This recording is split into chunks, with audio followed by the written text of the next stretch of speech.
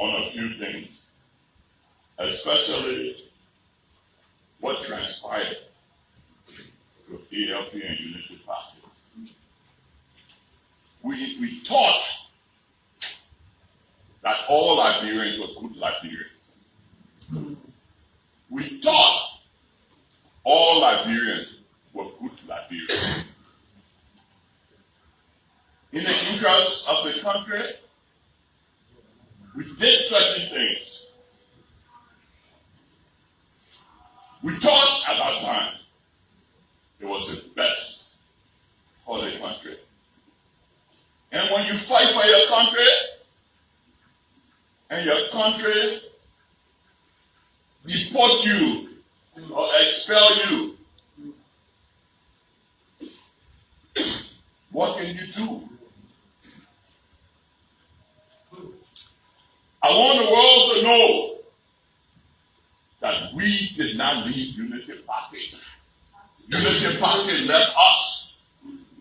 They put us out. When you work with a group for 6 years, and at the closing moment they tell you we don't want no collaboration with you, that's the biggest betrayal ever. Then they influence us to start the Democratic Alliance. At the conclusion of the day, they said they didn't need the Democratic Alliance again because there was no confusion in the party. They wanted us to form the Democratic Alliance, so in the instance where things didn't go well for them, in their party they had a fallback position, the Democratic Alliance. They convinced me and Professor Larry Tupac, we were the two founding leaders of the Democratic Alliance. Until today, they have hijacked the documents for the Democratic Alliance along with the money that was sent to America to help open the account for the Democratic Alliance. My people, you know, and what they do is they have the nerve to get on the social media and try to. At Focus on Liberia, we discuss everything Liberia, from education to politics, arts and culture, entertainment, agriculture, history, religion, family, and technology. Focus on Liberia uncovers and showcases the best of Liberia and shows the world the truth about Liberia. We educate, elevate, and promote all things Liberia. We conduct interviews, panel discussions, debates, and more. Tune in to Focus on Liberia on Facebook and YouTube and be a part of the stories that make up the news. This is Focus on Liberia, and I am Dennis Jah. And I am Anthony Sien, and pleasant welcome to Focus on Liberia on our program On Point, always hosted here by Jerome Gidman and his team of panelists. I'm here joining them today in what promises to be an exciting discussion. We are talking politics, people. If you have joined us, we want to say welcome and do us a favor, hit that share button and share the broadcast with somebody, for the discussion will be elevated today. No one's going to spin things. The spin doctor says in the middle, he does it very well. But let's get to the issue here. What do we have on the menu here on today's edition of On Point? In today's edition of On Point, we are looking at a man you just heard speaking there, Benoni Urey and ALP, are saying they are withdrawing their support from Joseph Yomambuaka. Why? He explained, but we are here to dissect everything. Also on the menu, a recast budget was passed, and lawmakers are not happy with the way it was done. According to them, it was done clandestinely and under the cloud of darkness. Some of them are saying they want the speaker out. Now, well, seated and ready to go, F.A. Morris is here. Mr. Morris, it's good to have you. Welcome to the discussion. Thank you, Mr. C. I'm glad to be here. All right. Also seated and joining us from the nation's capital is Jimmy Eastman. Mr. Jimmy Ismail, it's good to have you. Yes, especially after we just had a little celebration for the 26th at the embassy. We bring you greetings from the nation's capital. All right. Also joining us from the city of brotherly love and sisterly affection is Mr. Aliu Kamara, an ardent supporter of JNB. It's good to have you, Mr. Kamara. Welcome.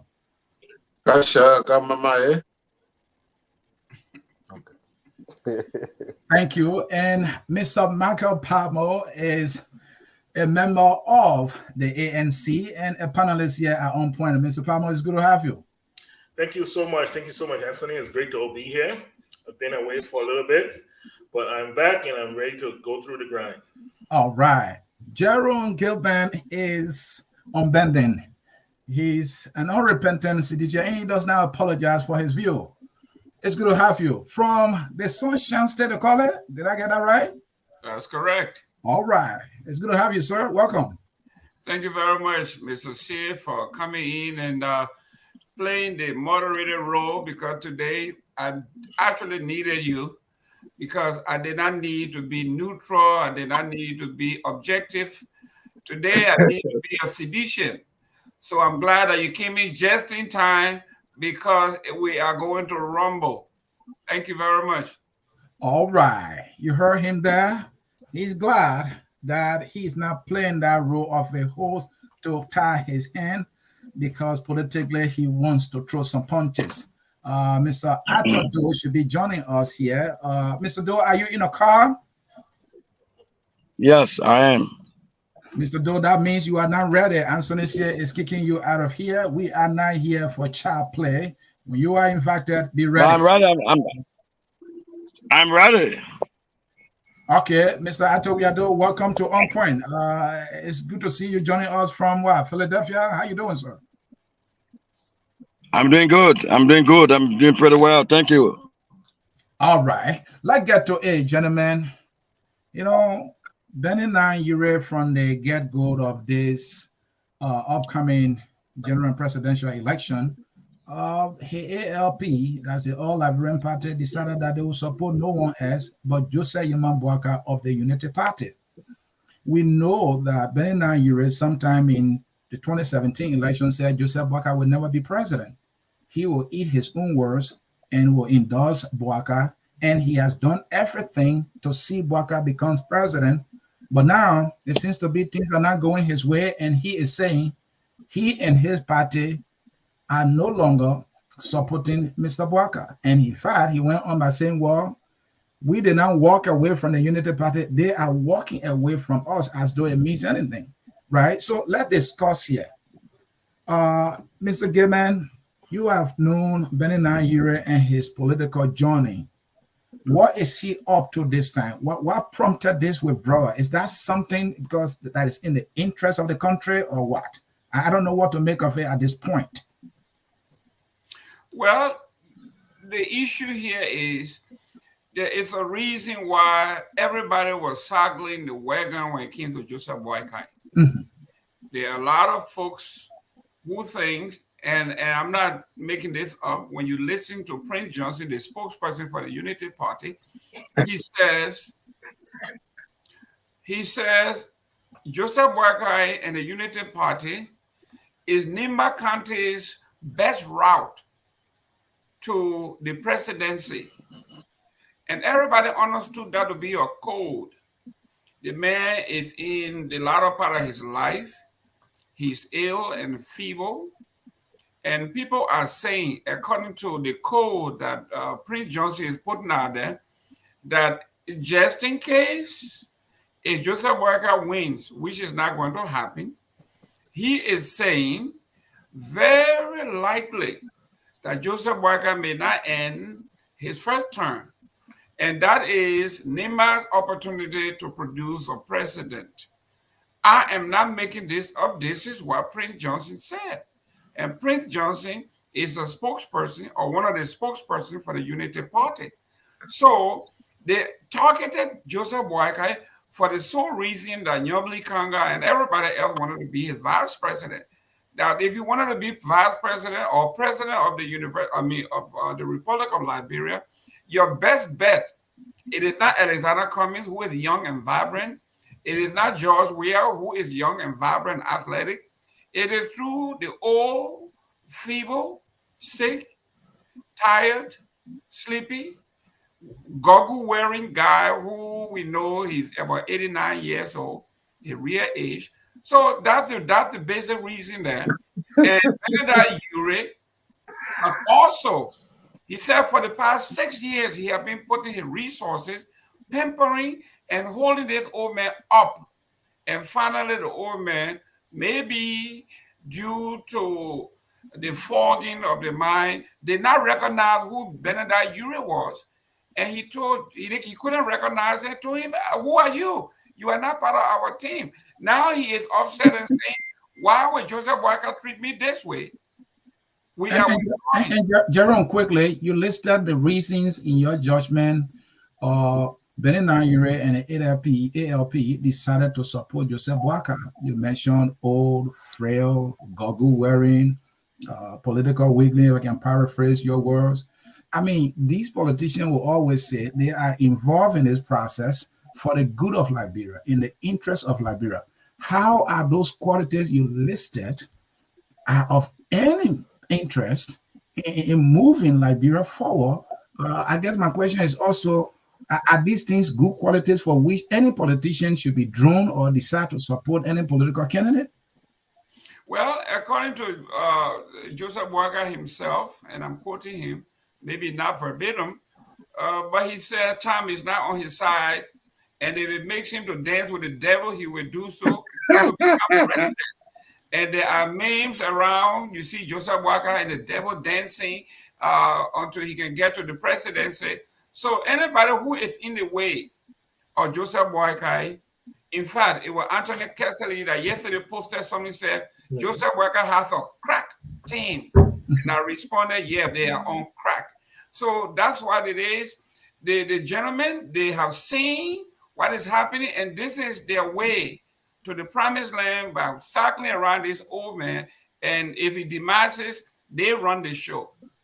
Thank you. On the flip side, though, Joseph Boakai has been able to attract the likes of Yuri and other, politicians who have been in the business. You mentioned Prince Johnson.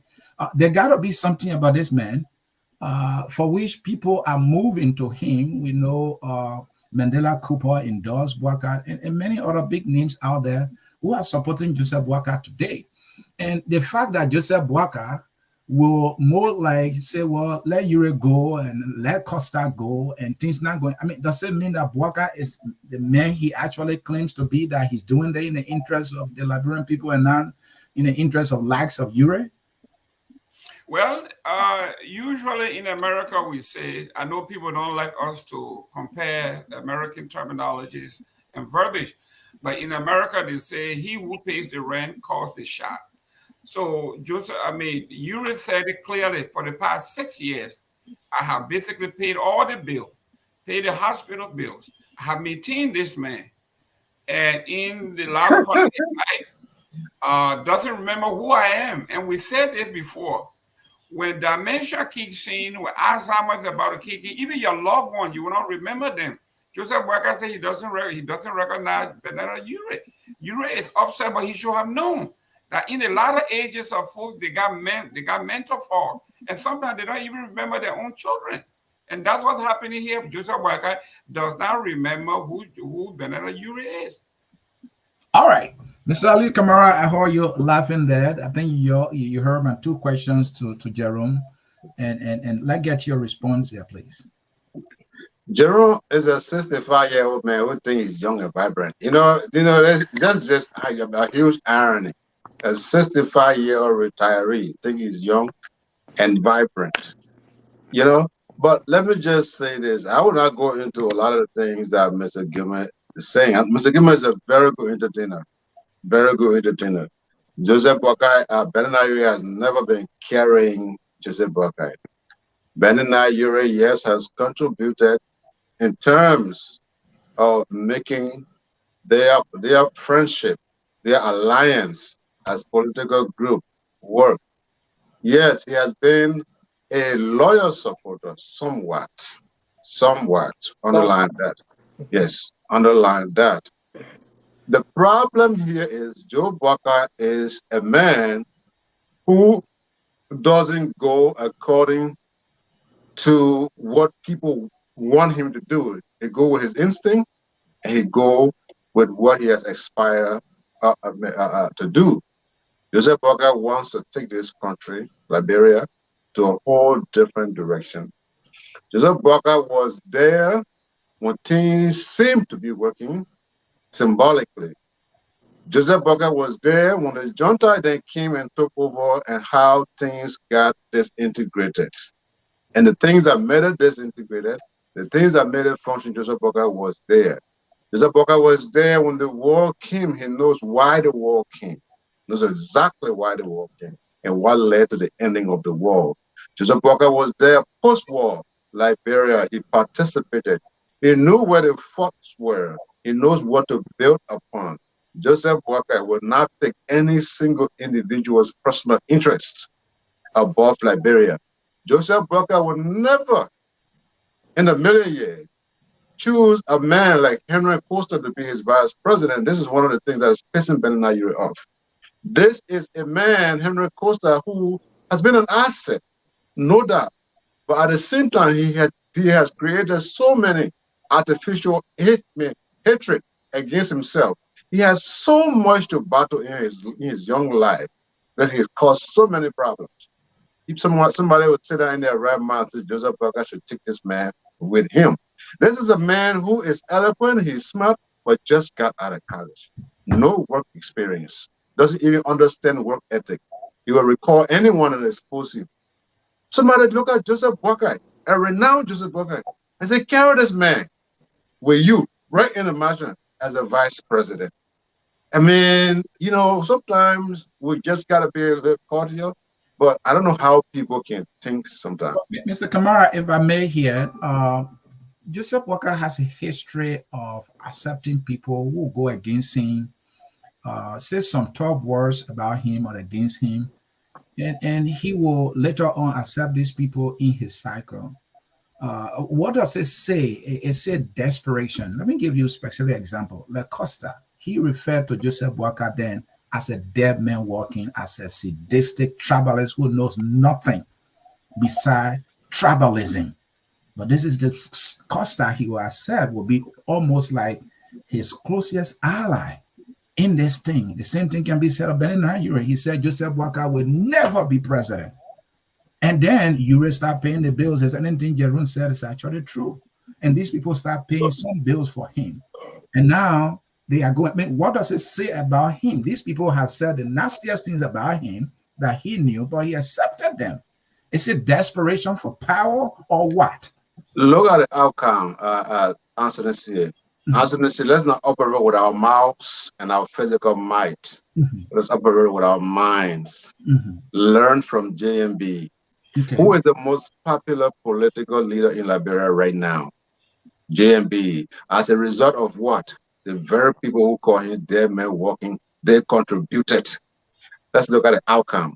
Joseph Walker and them, who is frail, who is tired, who is smarter. And just think about that. I didn't say much. I didn't say anything. Don't interpret what I said. Just think about what I said. What I'm saying is work with the mind, one. Number two, you got to be reconciliatory. If we all, you know, revenge against each other for what somebody said against us, what someone has done to us, how far do we go? Liberia is a small society, 5.2 million people. Almost everyone living in any city in Liberia know each other very well. Almost everyone. If you live in Greenville, Sonogata, you know everybody in Greenville, Sonogata. You know what I'm saying? So are you suggesting that if Costa somersaults again, if Benoni Urey somersaults again, just as Prince Johnson has somersaulted, and Walker has accepted him, Walker will go and accept them again in the interest of reconciliation? You will always accept and forgive people, but there are lines and limits that those people who have stabbed you in the back before, there are lines and limits you set for them. There are certain places we can't go. Walker just showed you. He's not going to talk. You know, your talk. He's not going to talk. He's going to show you. There is a certain line he's not going to cross with you. I hope you got that point. Thank you. Well, Jimmy, you've been following the discussion. You know, I'll ask the same question. People have said some things about Walker very harshly, with strong tone, and Walker will accept them. It's a desperation. Is it a strategy that he has been using? Is Walker trying to be more tactical? Because at the end of the day, he sucked all the oxygen out of Costa. Costa took almost 6 years to promote him. And at this point, he's saying, well, I don't need you. And it's like he has deflated this guy. Whatever he says now will not hold against Walker, as we've seen with the press conference. I don't think it's affecting Walker that much. Is Walker winning here strategically? Walker has his own strategy. But first, the first question you ask, you know what I want to say? No. In Liberia, we say, people can't hide in dog eye. Okay. Mm-hmm. The thing they did, they came together and formed the CPP, the UP, the ANC, the ALP. They came together and said, we're going to be the opposition. We're going to go as one and defeat, with the hopes of defeating the CDC. When they got together, after they saw the midterm victories and they smell, you know, they tasted blood and new victory was on its way, they said, we have to get rid of one of us. So they launched a scheme to denigrate and obfuscate Cummings from the race. They did everything, drag him to court. I mean, in Liberia, we say that dirty way. They play him dirty way. So today, when one guy uses the same technique, in other words, deceive, play along with until the final, and then he makes an alternate decision. It's what they deserve. This is the game they've been playing all along. But well, you know what it really speaks to? You know, the word integrity means somebody, when they say yes, they mean yes. They have up there about principles, what they believe in, and they stick by it. This flip-flopping of politicians we see, it shows their lack of integrity. It shows that they're ready, what they say, they don't mean it, or they're ready to change at the drop of a hat to satisfy their own greedy ambitions. You mentioned what Costa said, what Ben and I said, but what about Prince Johnson? What did he say when he was supporting Weir? All of them has flocked over there now. It shows a lack of integrity. Liberian people need to open their eyes and know that when people are doing this, they don't mean what they say, or they change their mind and we're the enemy one day and their friends the other day. They are only about themselves. They are not about principles.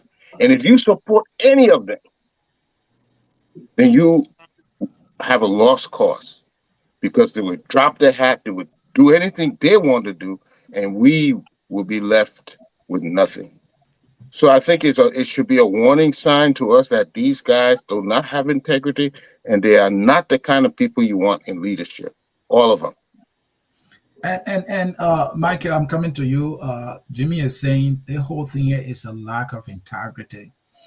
Somebody might be looking at, hey, this is politics. When Walker needed Yuri, and when Yuri needed Walker, they were all in political romance.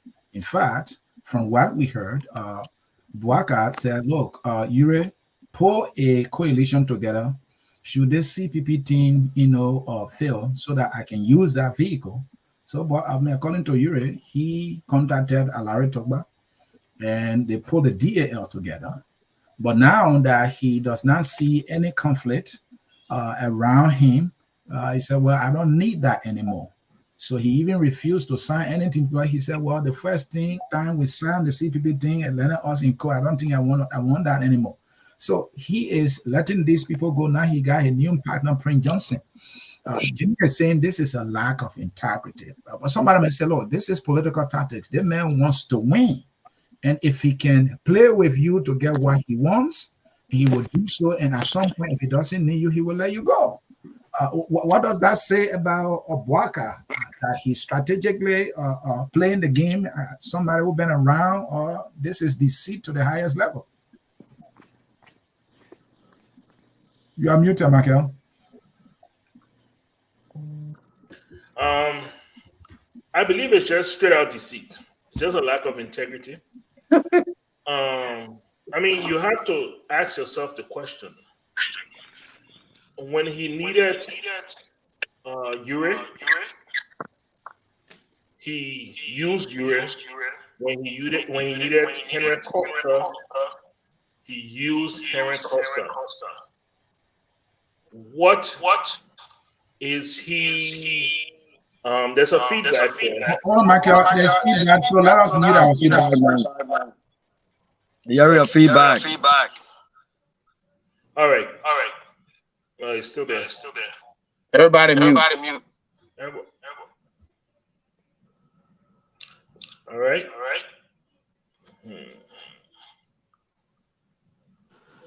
Arthur, can you mute? All right. I think it's there. I think we're good. All right. So the question the Liberian people have to ask themselves right now is, how honest is he being with the Liberian people?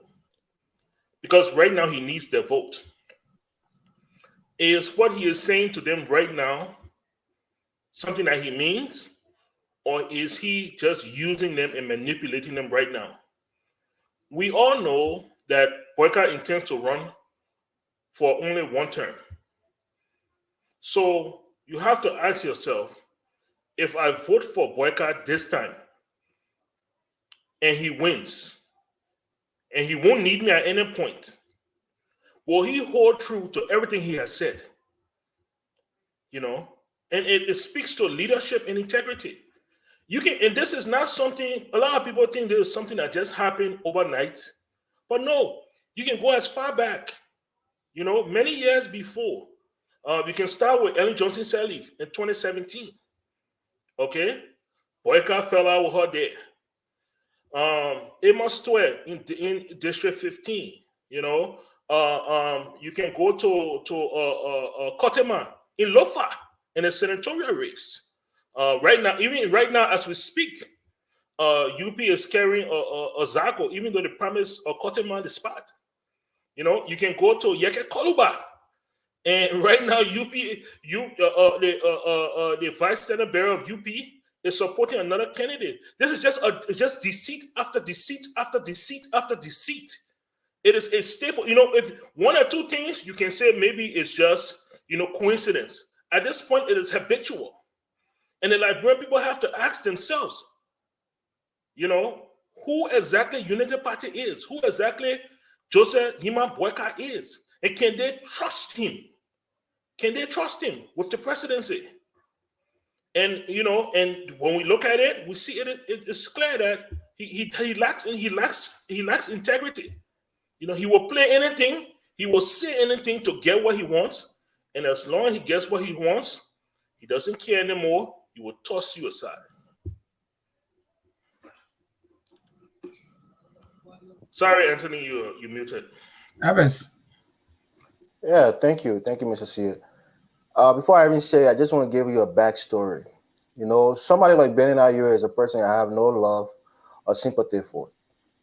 Benoni Urey was my neighbor in Liberia. You know, I grew up on a Congotown back road.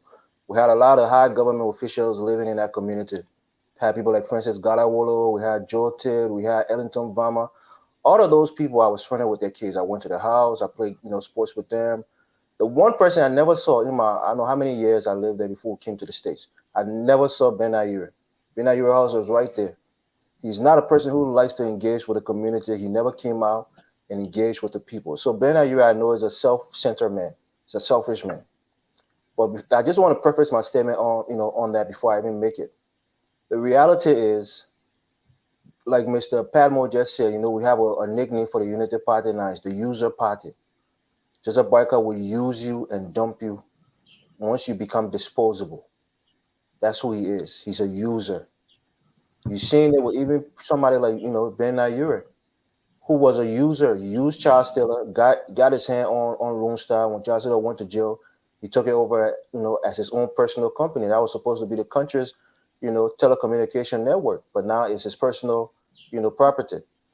But when it comes to Joseph Boyka and his strategy, he's like a mafia old man.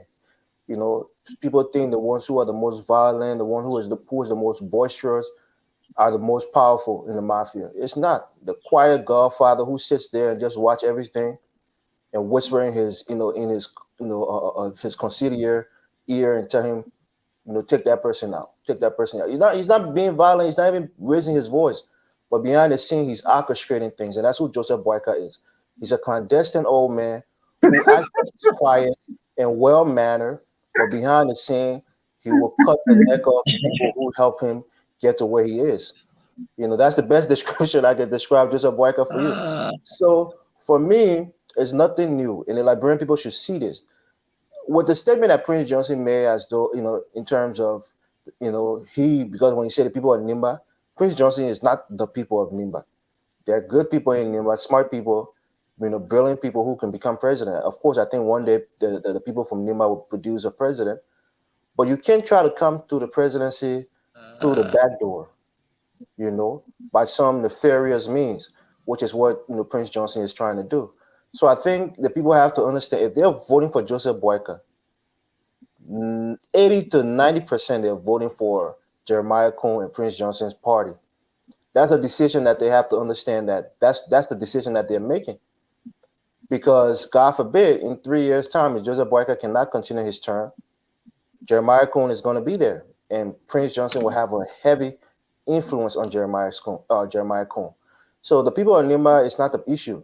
It's Prince Johnson and his clandestine ways of trying to gain power through nefarious means.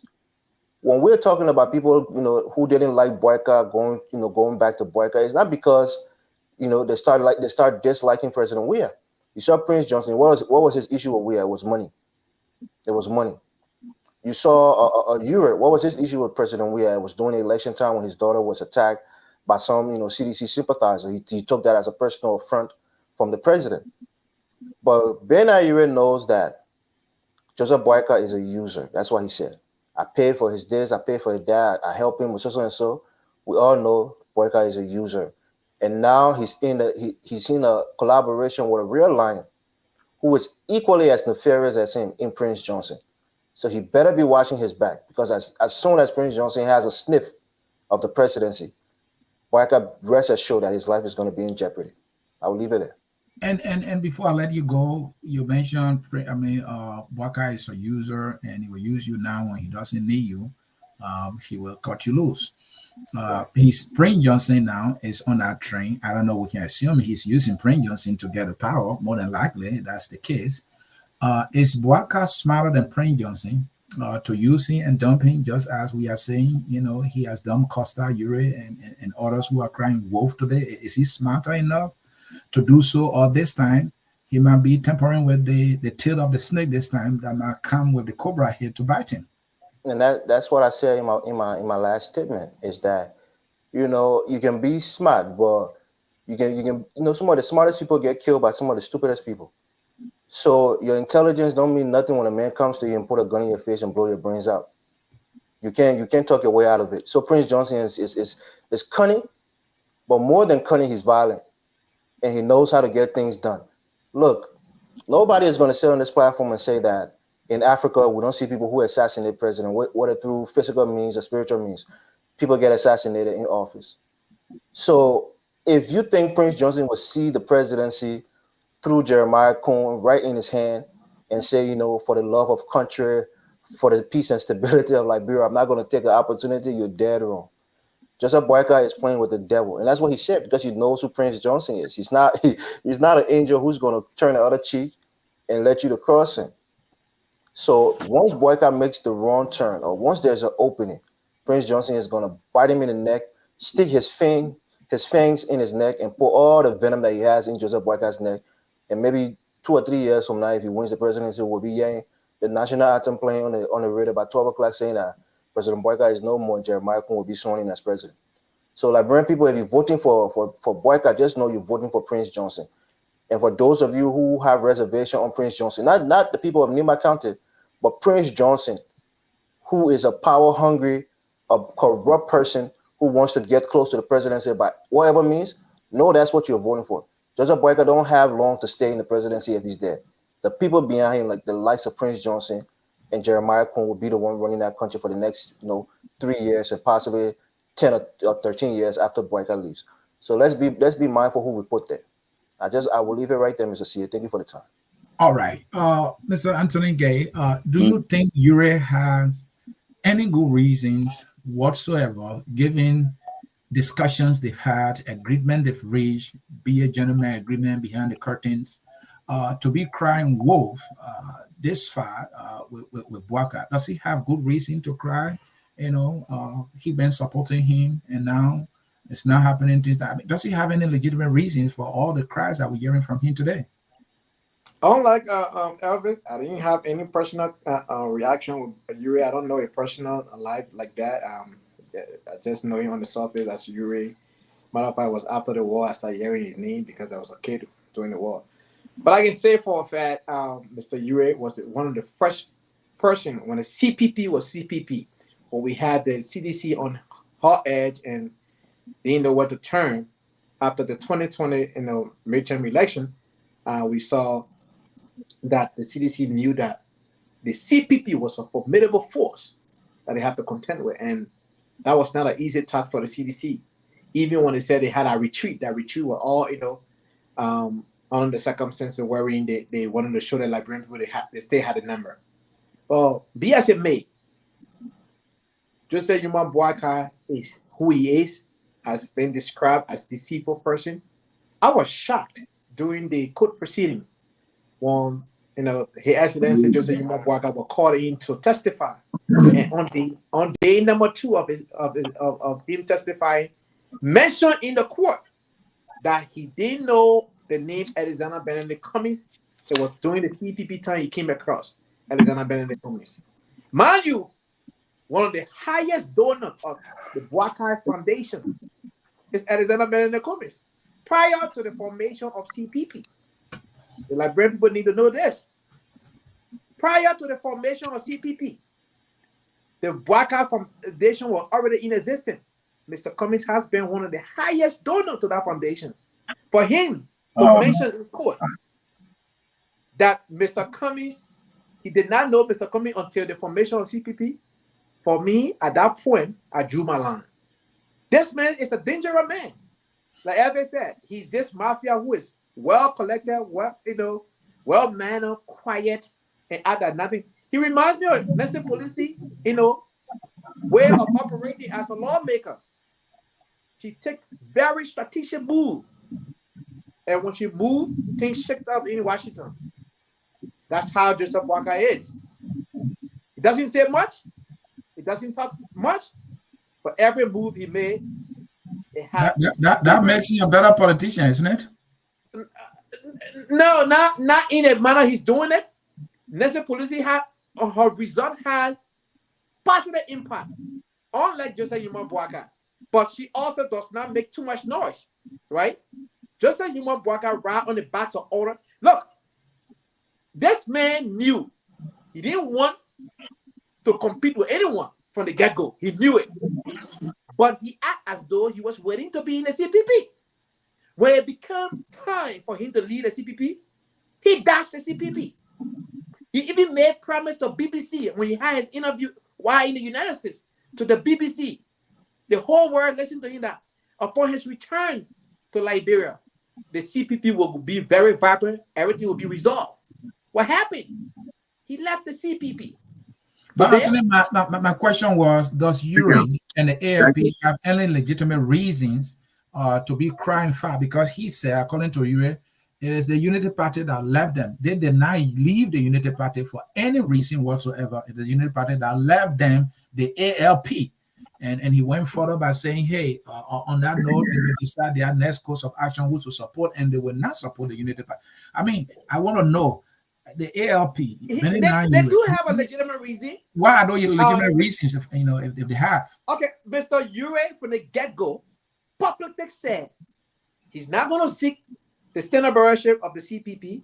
He was the number one person that said he would rather support JNB to be the standard bearer of CPP on day one, followed by.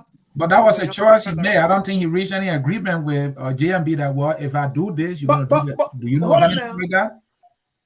I'm not talking about the agreement, but it was a consensus based on the CPP framework document that if they come to a consensus and pick the leader, when the 4 leaders come together and pick one leader, that leader was going to be the standard bearer of the CPP. That was part of the CPP document. It was based upon that. Mr. Yuri came up and said, you know what? That black guy had the CPP. And Dillon and the rest of the other people started following. At that point, it was only Mr. Cummings by himself. And then Musa Bedete said, no, I will support Mr. Cummings. Mr. Cummings said, you support yourself. And once one person, and one of the 4 political leader at the time, refused to go along, that consensus does not hold. So Yuri for 6 years have been very vocal and supporting Mr. Bwaka. Let's just be honest here, right? And it was only because they were in this alliance together. They even said that they were going to form an alliance. That was the reason why they left the CPP. They were going to form a better alliance, better than the CPP. And then when they won, the United Party, after the 2020 senatorial race, they felt as though the success came solely and only from the United Party. And because of that, they didn't need none of the political party. They call petty party. Oh, we're 7%. Yuri is 2%. And how they call the Liberty Party? 9.5%. That's how they call the Liberty Party. At that point, they believed within themselves. They could stand on their own. They don't need anyone. And then when they left the CPP, they decided that, you know what? Why form another alliance when we knew that this thing is ours? That's how you didn't start falling apart with them now, because your ultimate goal was to form an alliance. And Bwaka dashed his hope. It is 20 parties in the race, or 20 candidates in the race.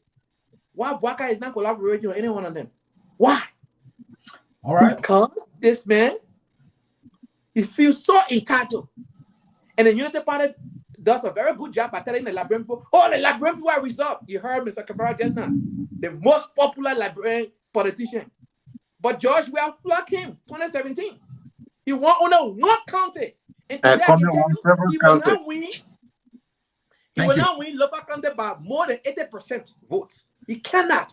He will win by 50, 55, or 60 for the most part. He cannot win more than 65% of the local vote. Thank you, There's a man now who's trying to run now who backed Kotiman.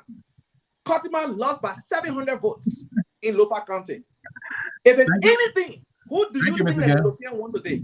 It's not Kotiman, but you put Kotiman to the south. Anthony, pass the microphone, my man. Pass the mic. Thank you, Mr. Gay. I wanted to come to Ato Yadu, but he just fell off. His connection is bad. I don't know what's the deal with some folks in Philadelphia. The connection always poor. Mr. Ato Yadu, if you are still here, come in. It's your time to speak. I really want to get your assessment of Mr. Jose Imam Bwaka journey to the presidency for this 2023. You know, he has been in this more like a political marriage way. I think he's back. Okay, Mr. Ato Yadu, what is your assessment? You heard your colleagues of Mr. Jose Imam Bwaka, the former vice president, how he has been, you know, journeying on to this presidency in the upcoming election. What's your assessment with those he's interacted with along the way? Thank you so much. I'm sorry for my voice. We have been talking politics, Liberian politics for some time, and up to yesterday, the embassy ground. Thank you so much for such a very beautiful question. I think, first of all, I want to call Mr. Gilmer, his description of Joseph Bwaka. And, you know, I don't think he should have gone so much far in terms of looking at the man's health condition. For the fact that the country that he lives, the great America, you know, and you don't, only the doctor can tell this person that you are not fit for this particular position. until the doctor prescribe or they says that the man is not fit, then of course we can give those descriptions to say a human worker. As far as I'm concerned, and with my ethical background in a hospital, I worked for so long. I think we respect the elderly. We make sure that we give support to those who are not well, so that they can have this informed judgment decision to make for themselves. But for the Liberian political scene, I've seen from time to time people making reference, a derogatory reference to individual who want to be president of the Republic of Liberia. So I just want to call him to a point. Yes, indeed, you have to be fit before you become a president of the country. Again, there is no doctor report that will stop Joseph Boakai. So are you saying in the absence of the doctor's report, Boakai should be presumed fit? Any kind of lay, Ellen Johnson would say physically, mentally, and all that? You see, the one thing I do notice with other of the political parties, presidential candidates, it is one candidate that I do see from time to time that never wore glasses of an age to read from paper. If you look at Joseph Boakai closely, all right, when he making his speech, he read from paper from time to time. He never uses glasses at all. But I've seen most of the political leaders, before they realign, all right, they will put on their glasses and read from start to finish. Or when they find difficulty, they will read from that. But I've never seen Joseph Boakai done that before. So for me, I think for Joseph Boakai, from my personal assessment, based on a non-doctor report to stop Joseph Boakai and say, look, man, you are not fit for this position. Nobody should stop him. I see you wearing glasses because you do. Are you saying that Boakai does not wear glasses whenever he reads? He's in much better health than you are because you wear glasses and he doesn't? No, I'm not saying so. I'm not saying so. I don't know how my doctor prescribed these glasses for me. Referencing glasses. If your eyes are good and your heart is bad, are you healthy? Yeah, listen to me now, friends. When you guys were speaking, I didn't say let's respect the moderator and the speaker. When you guys were speaking, we didn't talk for me. I was just listening. You are protected. There is my prescription. Please protect me. Thank you so much. There is my prescription from the doctor. From time to time, I use my prescription to read. All right, I can read without it, but I cannot go deep into the reading without my glasses as well. So I want for my fellow colleagues to know that from them. But with Joseph Boakai, as I said, and I will say again, he has not. I'm not saying we're wearing glasses. So that's what we're talking about, the man's health. We're talking about the man's health. And your eyes is one of those things that you want to keep. To be fair game in Liberian politics, because we will want a president that is healthy to lead our country. But you see, one thing we always fail to do and continually we do is we don't respect doctors' report in our country. We don't respect doctors' report in our country. Joseph Boakai has not been presumed unfit for any leadership position in the country. So nobody should use derogatory remarks against him. That's number one. Nobody should do that. It is not fair. It's not right. Because the man, politics, you don't use politics to demonize somebody's health. You don't do politics to do that. Make sure that you be pointed on your political disposition, but you don't use it to demonize somebody's health. For me, I told you from my premise, I said from my ethical standpoint, from my length of stay in the hospital where I work, we respect the elderly. We respect when we support those that are disadvantaged, or to give them more strength, and we rely on doctors' report. With Joseph Boakai, I've never ever read anything on social media, that this man is not fit to hold any position, even for a lay girl to sit down on his lap, to be touching so that he can be awake. I've not read that before. So nobody should be making derogatory remarks against a man who some Liberians think that he is fit to run the country, to be president of the country. Now, that's my personal assessment of him. Now, is Yuri move, not to support Joseph Boakai? Is it a good one? With politics in Liberia, it's like a pendulum. It is like a pendulum, because we use politics in Liberia is so personal. It is not for the people, you see. So for Yuri, I don't know what was the initial discussion between Yuri and Boakai. For I know sure that with any presidential candidate, it rests upon that presidential candidate to pick his or her vice president. I don't know what was the initial discussion with all of the support that Yuri pay to Boakai, for Yuri to make this U-turn on Boakai. I don't know the initial, if there was a contract between Yuri, ALP, and Boakai's Unity Party, that indeed the vice president should come from the ALP, and Yuri renege, then of course, and then Boakai renege, then of course we can say, oh, but there is something that it is on paper. Everybody should go with the paper.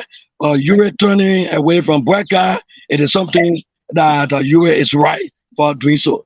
But again, I've not read anything against. Gentlemen, let us conclude on this first segment of the discussion here. And what I want us to conclude on is the fact that let me make a very quick. Let me make a disclaimer quick. Excuse me. Let me make a disclaimer very quick. Yeah, you can do so. I speak my question, as a neutral person here. Mr. Doe, hold on. I want us to conclude. No, I don't want for you to go back. You will have your time and you can use that. You will be the same person speaking.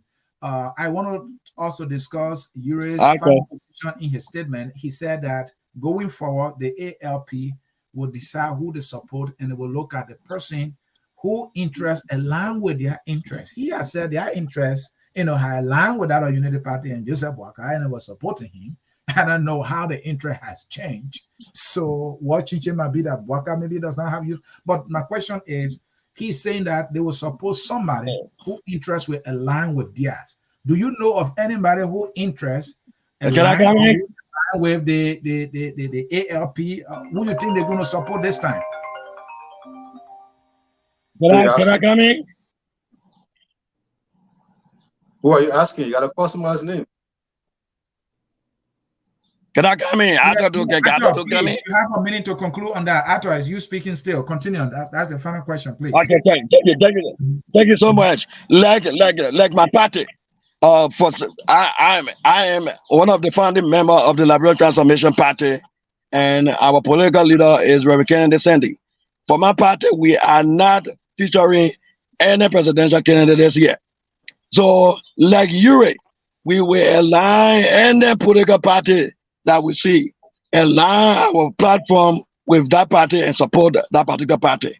So Yuri, within his right, he has the right to do the same as the Liberian Transformation Party is doing. Thank you. And you don't know where he might be going? That's my question.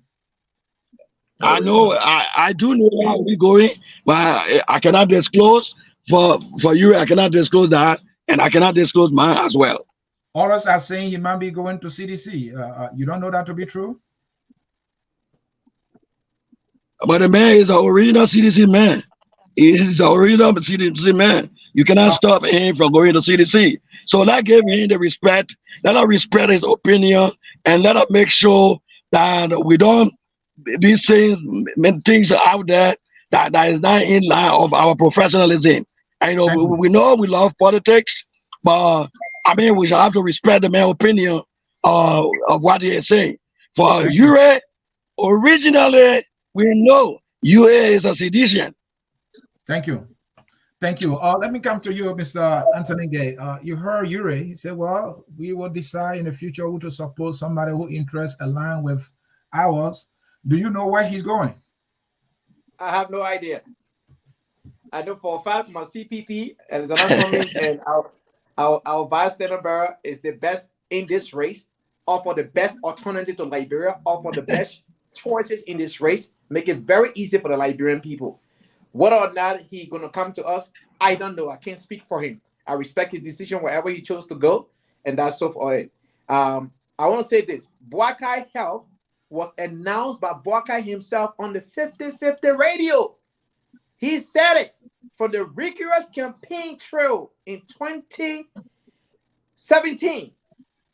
That's how he had the heart issue, and he did that bypass on his heart, and he's living with a pacemaker. He himself, I was watching it live on 50-50 with Timash Jalate. So Baka himself announced that. Now we know it's a life-saving device. And that device, you can do a YouTube, you can do a Google research. They got AI or even go into in-depth of what you can do and cannot do living with that device. May it so rest in peace. The late Christmas City also had one of those devices on as well. And so that's what it is. Having a pacemaker, you have to be very careful with your life at that moment. You don't take chances.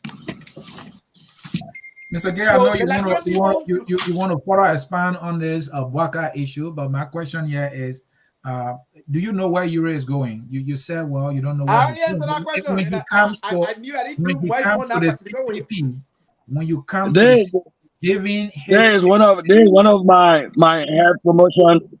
There is one of my head promotion at the library. Mr. Gay, if he should come to the CPP, will your arms be open, given what you accuse him of doing in the CPP? That is left with the executive committee to make that decision.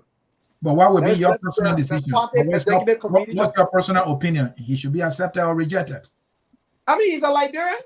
He's a Liberian. You know, he should be given the opportunity to support whoever you want to support. But I believe in my party's tender, and nothing will be altered of what we believe in, and our principle will remain strong. ANC have a very strong opinion on certain things. We don't take lightly. We forgive people. We believe in forgiveness, but our position will be very clear that, hey, if you come here, the rules and regulations. It will be very clear outlined to you. Whether or not you want to conform to those rules and regulations, then it's up to you. But again, we are in the election season. Every Liberian has a choice to support or change what other political party they want to change. I just tell you, coming in the ANC, coming to the CPP, there are strict rules, and you have to follow those rules. Thank you. Jimmy, what do you think? Yuri might be thinking of going right now, and would that add any value wherever he goes politically? And should any side accept Yuri's be an endorsement or support at this point in the game? Well, you've heard it said again and again that politics is about interest, right? Mm-hmm. So he's going to go where his interest will be protected. Mr. Urey is a businessman and has several enterprises going on in Liberia. Definitely he will want protection from the government, the administration. So it's almost a given that he will support the CCC, especially being that he was already there. It's almost a given that he will support the CDC bid for the second term. And the other question you asked, should he be accepted? He will be accepted with open arms. The CDC is open to many people who have defected and come back. So then the CDC has made that announcement that they welcome back anybody who who has left, they're open for all those to return. And you think it would not be seen as a political baggage rather than an asset? What do you think? Baggage? No, I don't think he would be baggage for the CDC, because the CDC is unique in that it has had all kinds of baggage before. They had Prince Johnson there. They claimed he was baggage. They've always had. They've somehow they know how to come out smelling like roses, despite all the things they go through. No, I think though, who I really think will make a difference is Costa, who he will support because he has that platform that can influence many people.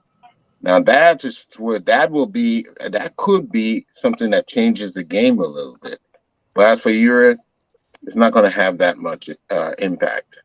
All right, and Mr. Morris, where he goes, make a difference for that side, and will he be going as a baggage, as an asset, a plus to that side?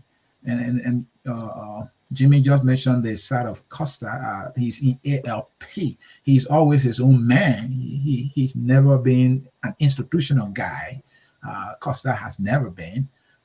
Should we expect that he will go along with his party, the ALP, wherever it goes? No, thank you. Let me say this. On the surface, there's only one person that makes sense for Yuri, but it's unlikely to happen. That person is Gonglo. And you look at Benoni Urey's strengths politically, what does he bring to the table? Finances. What does Gonglo need the most? Finances. But based on his, his ideology and integrity, I don't think he would take somebody like with the history of Benoni Urey to finance his campaign. But in that same breath, you're looking at Costa. Costa has praised, Mr. Councilor Gonglo a lot. He likes him, and I think from all, indications, he's his second choice outside of Boyka initially when he was supporting Boyka. So looking at it, you would say, oh, the person he would be the most benefit to would be Gonglo, based on the finances that he can bring to Councilor Gonglo. But again, I may be wrong. Politics makes for strange bedfellows. But I don't think Gonglo will accept his endorsement or working closely with him, because the perception is that Yuri is corrupt. He's an unscrupulous character in Liberian politics. So I don't think Councilor Gonglo will accept it. So now you're looking at it in terms of. But you think Councilor Gonglo may accept an endorsement or support from Costa? Oh yeah. If that happens. Again, it's like, if Councilor Gonglo, it's a gray area because Costa has not been quote unquote corrupt and taking government's money, having worked in the government in a trusted position, but his utterances has been unbecoming. Somebody like Councilor Gonglo, who is a respected man, I don't know if you want to be associated with somebody like Costa, who has said some derogatory things about Liberian women, about other people within the country. So I think Costa will be more acceptable, but again, Costa don't bring the money that Yuri will bring. It almost is going to be like a package. Costa is going to come and do the groundwork. Yuri is going to come and bring the finance. I just mentioned that he was bringing $30 million to Boyka. Oh, come on, Mr. C. That $30 million was contingent upon whether he was going to be the vice president. We're not even sure if it was going to be a one. You're a football man. You like soccer business. Do you really believe that was even something in the making, or was just kind of gamemanship to win?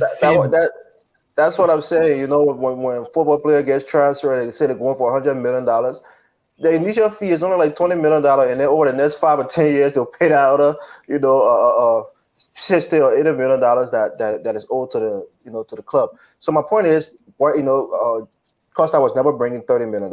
If anything, maybe it was going to be $5 million initially, and then over time, they will do drips and drabs and things like that. But again, I think, like Mr. Eastman said, Yuri is going to probably align himself with the CDC, swallow his pride. All of these statements that he made, he never support CDC because they attack his daughter. But he'll tell his daughter, hey, that politics. We have our business interests. When I die, this is your company. We have to protect ourselves. And I think they will go to the CDC. But if it goes to the CDC and Costa comes with him full throttle, I think Boyka is in trouble because he has all the secrets. He has all of the attacks that he knows how to punch Boyka where it hurts. And that's where I think the CDC will have a bigger, attack dog than the United Party, because Costa knows how to get at people, and he knows how to say things that will affect them. So for us as the CDC, as somebody who is balanced, I don't think we need Costa. I don't think we need Europe, especially with Europe, finances. We don't need it because the government now has a lot of financial strength. So I don't think he's going to bring anything to the party, quote unquote, in terms of finances. But Costa will be. The government money is not CDC money, Evans. No, they got government money to spend. That's what Evans is saying in essence.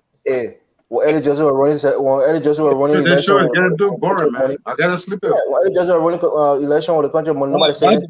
Why do you expect he been running? He's going to run his campaign with whatever money he has from wherever he get it from. He's going to run his campaign. So you don't say that. The president been working in government for 6 years. He's been getting salary. He got well wishers who has been supporting his campaign financially. So for me, I think we don't need them. But if we get Costa, especially, that will be beneficial to the CDC in terms of propaganda. I'll leave it there. Mr. Kamara, where do you think Yuri is going? Will he be going as an asset to whoever he goes to, a baggage?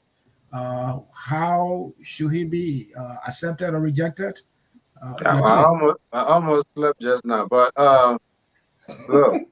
I'm not surprised you're from the Waka camp, so you are sleeping. They're so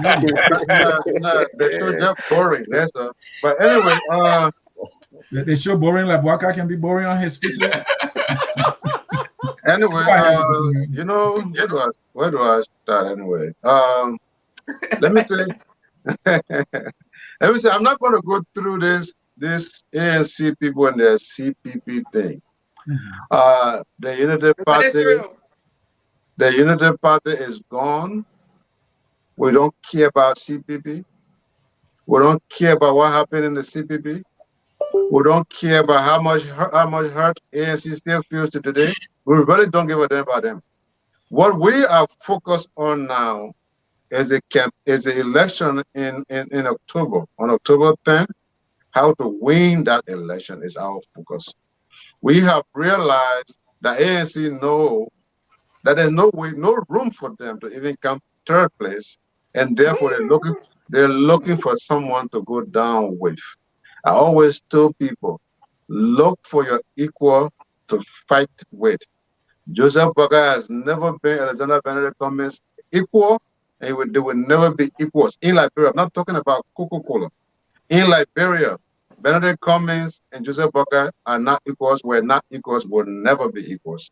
Now, wherever Benoni Urey goes, let me just tell you this. I wish him the best. I am pretty sure Joseph Boakai wishes him the best wherever he goes. This is politics. Joseph Boakai is an administrator. He's been in the public sector. He is not in the business of generating profits. He's in the business of providing social services to the citizenry. If Benoni Urey believed that his operation with Joseph Boakai was based on him maximizing profit, then of course we know what the outcome was going to be. This outcome is not surprising to us. Everybody in Liberia have the right to associate or to disassociate. We're not going to badge or badmouth Mr. Benoni Urey. Mr. Benoni Urey was an asset to Honorable Joseph Boakai. However, Liberia is paramount, and Liberia is more important than any one businessman's pocket. Thank you. All right. Mr. Michael Palmer. According to Benoni Urey, from the clip you played, he stated very clearly, he said, we did not leave Unity Party. Unity Party left us. But the Unity Party people would like you to believe that Benoni Urey was the one that decided to leave for whatever reason. He has made it clear. He never planned on leaving. He never wanted to leave. Unity Party decided that their use of Benoni Urey and the ALP was done. Where xenocoming comes in this whole mix, I don't even know. But I've noticed that whenever you ask United Party a hard question, automatically they say Cummings. It's a natural thing now, so they just run say Cummings. And that's okay. It tells their weakness. It shows who they are. When it comes to where he may go, he really has only two options: Gonglo, or CDC. Anything other than that, I think Yuri should just sit this one out. Recalibrate after the elections, and and go from there. Because I don't think his pride will allow him to come to the CPP. I really don't.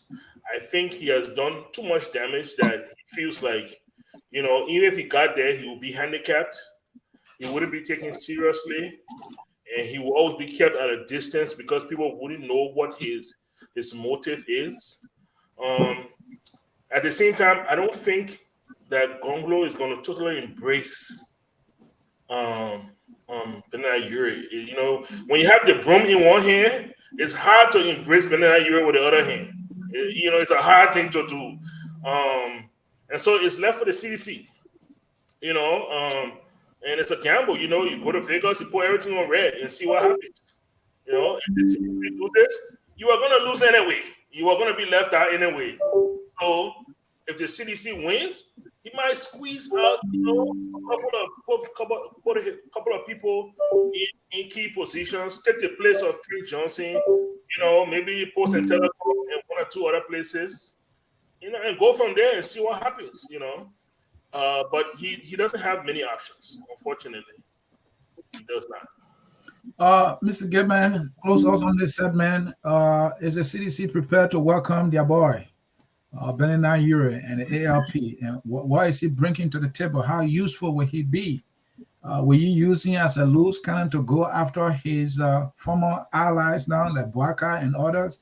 What is the game plan now? Do you even have a game plan from the CDC side how to use Yuri to your advantage and at the disadvantage of your opponents? What is this? You see as a political opportunity or not?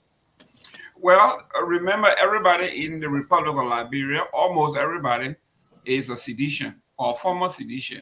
The ANC, former sedition, Yuri, former sedition, you name it, they are all former sedition. When you look at Joseph Bwaka himself, he benefited from CDC in 2005 during the election. When they lost that election, it was George Weah that went to the populace and said, "Do not go berserk. You got to work with this government." 2011, same thing. So Joseph Bwaka, to some degree, has always been a sedition at heart. So Benoni Urey coming home will not be that of a major issue. He said it in one of his statements. He says, anytime that I want to see the president, he has accorded me that he's like a younger brother to me. I don't need money from him. He doesn't need money. But when I go to his house and they let him know that Ben is here, he will always come down to see me. He made that clear. So he had that cordiality between him and the president. So he coming home will be no problem. But I want to make something clear here. Mr. Kamara said Joseph Bwaka always operate on instinct. Now, when you when you're talking about running government, when you're talking about running a nation, you cannot run a nation on instinct. I have to disagree with my brother Ato Do here when Ato Do said that the man's health should not be considered. But I'm showing you a poll here by the ABC News, July 7th. It says 68% of Americans see the president, Joe Biden, as too old and fragile to be president for the next term. That's the American folks. They don't need your health record. They can look at you and tell. In 2016, Joseph Bwaka said, 2016, 2017 election, Joseph Bwaka said he was 76 years old. That was 6 years ago. 6 years ago, he was 76. So now he's 82. Okay? If you believe the years he's counting, So what I'm saying is, Joseph Boakai in his late age, we are not saying that we don't respect old folks, but the record is there. Yeah, say you old folks. Excuse me, as you get older, your mental capacity, in some states. I see your problem now. That's what it is. Excuse me, in some states, when you reach 76 years, so they take away your license, your driver's license, because your reflexes, okay, and dexterity is not on your side. This is fact. This is science. It's not. It doesn't mean that they don't like you or they don't like old folks. It's just the fact that the older you get, the more you are apt to getting into these kinds of trouble. Mental dexterity is not on your side. So yes, Joseph Boakai is at a disadvantage. If Yuri came to CDC, he will come. CDC has a nucleus. They have an organization. It's very, very tight.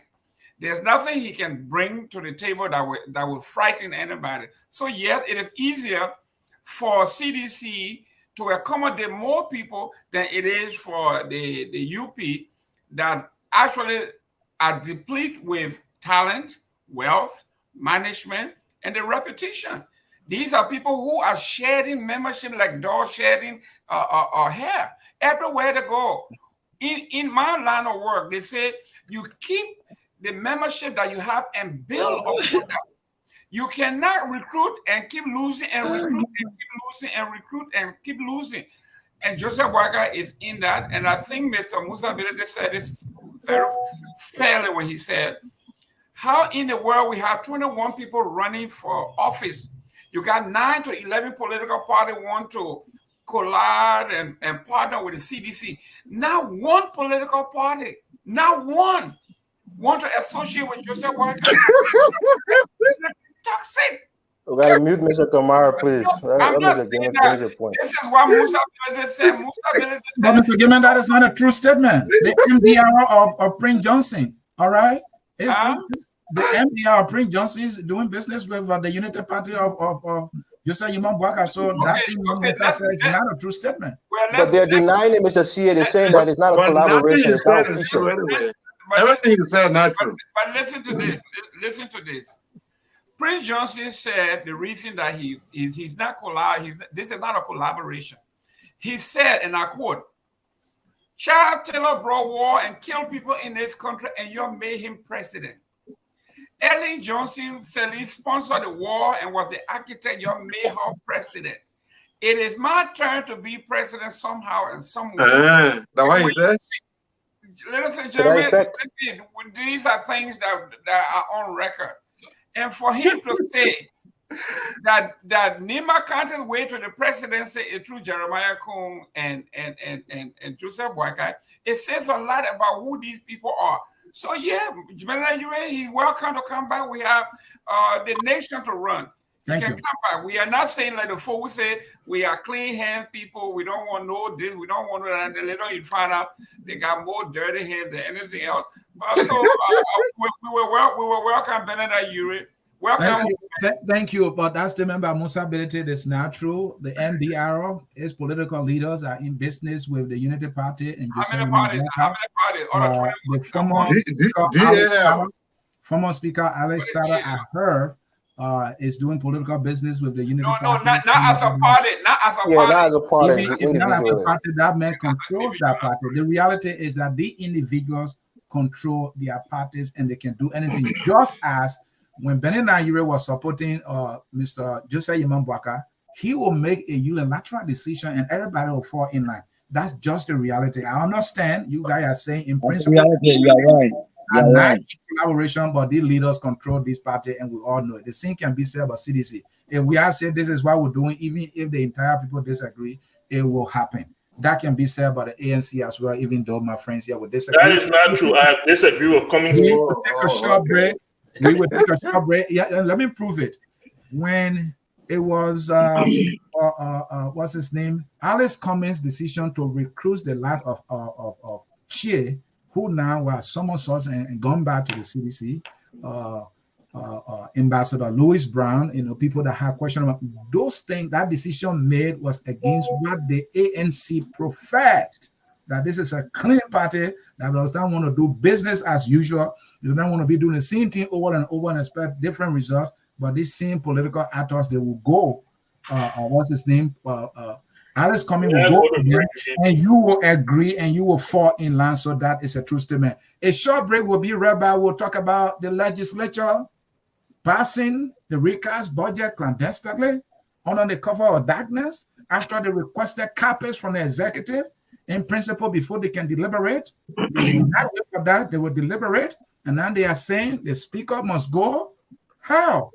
Well, a short break, and then we'll open the phone lines for our viewers to participate. Will be read by. At Focus on Liberia, we discuss everything Liberia, from education to politics, arts and culture, entertainment, agriculture, history, religion, family, and technology.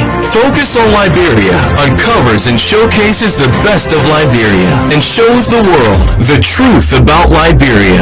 We educate, elevate, and promote all things Liberia.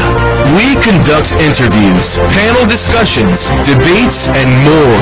Tune in to Focus on Liberia on Facebook and YouTube and be a part of the stories that make up the news.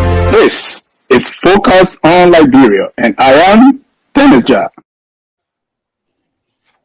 I am Asonis here, and you are watching On Point here at Focus on Liberia. If you are just joining, a pleasant welcome to the discussion. We'll get to this final segment here. This one will be brief so that we can go to comments and calls from our viewers. The final segment here is about a recast budget, according to some lawmakers, that were clandestinely passed by some of their colleagues, few of them done under the cover of darkness to not their knowledge, they say. And they are saying, well, before we go to deliberation, let us follow the rule. Let's follow the Constitution. We must receive copies from the executive. If that is not done, we will say nothing. We will not debate the budget. But they never received copy. They were called. And some of them are saying, well, the speaker needs to go because he is not providing the kind of leadership that I call members of the august body the respect that they deserve. Well, why are they calling for the budget to be recast anyway? For the reason the budget needs to be recasted is that, according to what is being reported, the main factor contributing to the budget's underperformance was the occurrence of several economic challenges.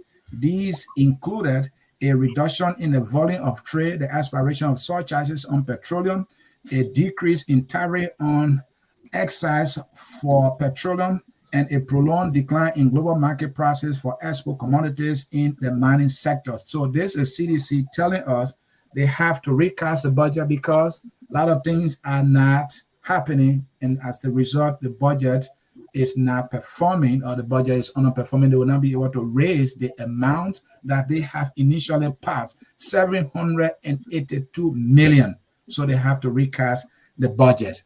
What is it with the budget shuffle with this government every budget here? But the key here is lawmakers are saying, let the speaker go. The budget has been passed clandestinely under the cover of darkness. They wanted copies. They never waited for the budget copies. They debated anyway. What does that say about the lawmakers? Should we trust them when it comes to the whole budget thing? Gentlemen, let's discuss as briefly as possible. Each person has just 2 minutes. Let's start with Jimmy. Jimmy, what do you think of the lawmakers with this budget thing? You know, Liberia, we Liberians, we have to harness the discipline of doing things the right way. As we all know, we see people cutting corners, people bypassing processes, people not respecting the law and order and principles that we have pledged to obey. That has to stop. The more for a country to advance, you're going to have discipline. Now, what happened with this budget? It was requested. I remember Senator Dillon broadcasted that they want to see the budget performance before they can vote on a recast. and they hadn't gotten proof that they had that document yet. And so a few senators went ahead, and the committee got together using a law on the books that allows them to vote for everybody for the plenary, and they went ahead and passed it. Now, the thing is, we want to know if our country is on the right course. If we genuinely want to know that, then they should have asked for budget performance before even approving the first. Because from January or February till now, that's not the time you're supposed to start asking for budgetary performance. So I don't see the need why they ask for it now, because that should have been asked for before you approve the other budget. So it's a little bit too late to, a dollar late and a day short and a dollar short, right? So they concluded that they were going to go ahead and vote for it. And I don't really think they will overturn the vote, because like I said, if it's only for the budget performance report, then that's not significant reason to do it, because they should have had one a few months ago. So why get one now? So I think it's a lost cause, but that doesn't negate the importance of us learning how to do things properly, stop cutting corners, and abide by the Constitution we pledge to believe in. Thank you. Gentlemen, let me quick here. I want to take comments and calls. Mr. Gay, your take on this lawmakers move here, going back and forth with themselves here. Because see, all of this is a political, move. I think I was on the show the last time with Mr. Denija, where we had the discussion on Friday, and I think Mr. Sharif mentioned something. Most of these lawmakers in the House did not go there because they love the country, because they have a just cause to be lawmaker, because they have this ideology that they want to bring to the country to impact the nation positively. Most of them went there because it's money circumstances. You become a lawmaker, you become a godfather, you become very rich overnight. You have this power, you have this leverage, you can do whatever you want, nobody hold you accountable. Kind of thing. That's what is happening in Liberia. We may all disagree where we don't like the way the CDC government is running, but look at the other two branches of government. You look at a fresh branch of government, the legislature, and look at how they're performing. You will find out that they just signed a $65 million loan contract that should be paid back by 2073. Well, most of them will not be alive to be around to even pay back this loan, right? And many of them never understood it. The Yaka called about what they say, oh, you did it back. He voted against it. A senator from my county abstained a vote. And abstaining a vote is a West vote. It has no power. It doesn't show anything. That means you stand for nothing. He abstained. Right? And we have these people are making tons of money. The Speaker of the House makes more money than the Speaker of the United States. This is the kind of thing that we face with. These guys hide the $3.6 million in that budget last year, and they said they were not getting $30,000 each. But it was in the budget. How did it come out? Because one lawmaker disagreed with another lawmaker. Boom! It came out. They don't have a press conference and say, it is in the budget. I challenge anyone to come against me. So this is the kind of thing we face with. So right now, we like, what, 80 some days to election? They're talking about, oh, we ain't certified, because all of this is political now. Some of them are on the ballot for re-election, so they want to use this as a means of making the case for the Liberian people. But they all sat there and knew that they were getting a cut. And because they were getting a cut, they didn't say anything. Now it's political season. They want to speak out now. They all need to be replaced. The 15 senators on the ballot that seeking re-election need to be replaced. Those of the other people that want to come in to say they want to become a lawmaker, or somebody that's seeking re-election, they all need to be replaced, because these guys don't understand their job function. They have some very strong responsibility. They are not acting in that area. That's the reason why the country is going the way it's going. Thank you, Mr. Actor. Though the lawmakers had a point and say, "Hey, by law, we lawmakers should receive a copy each from the executive so that we can read the budget and then we can debate it. And I think in their rules, it also said that the budget must be read, I think, 3 times. All right. So they never receive a copy each, something they requested, something that is by law. They are lawmakers.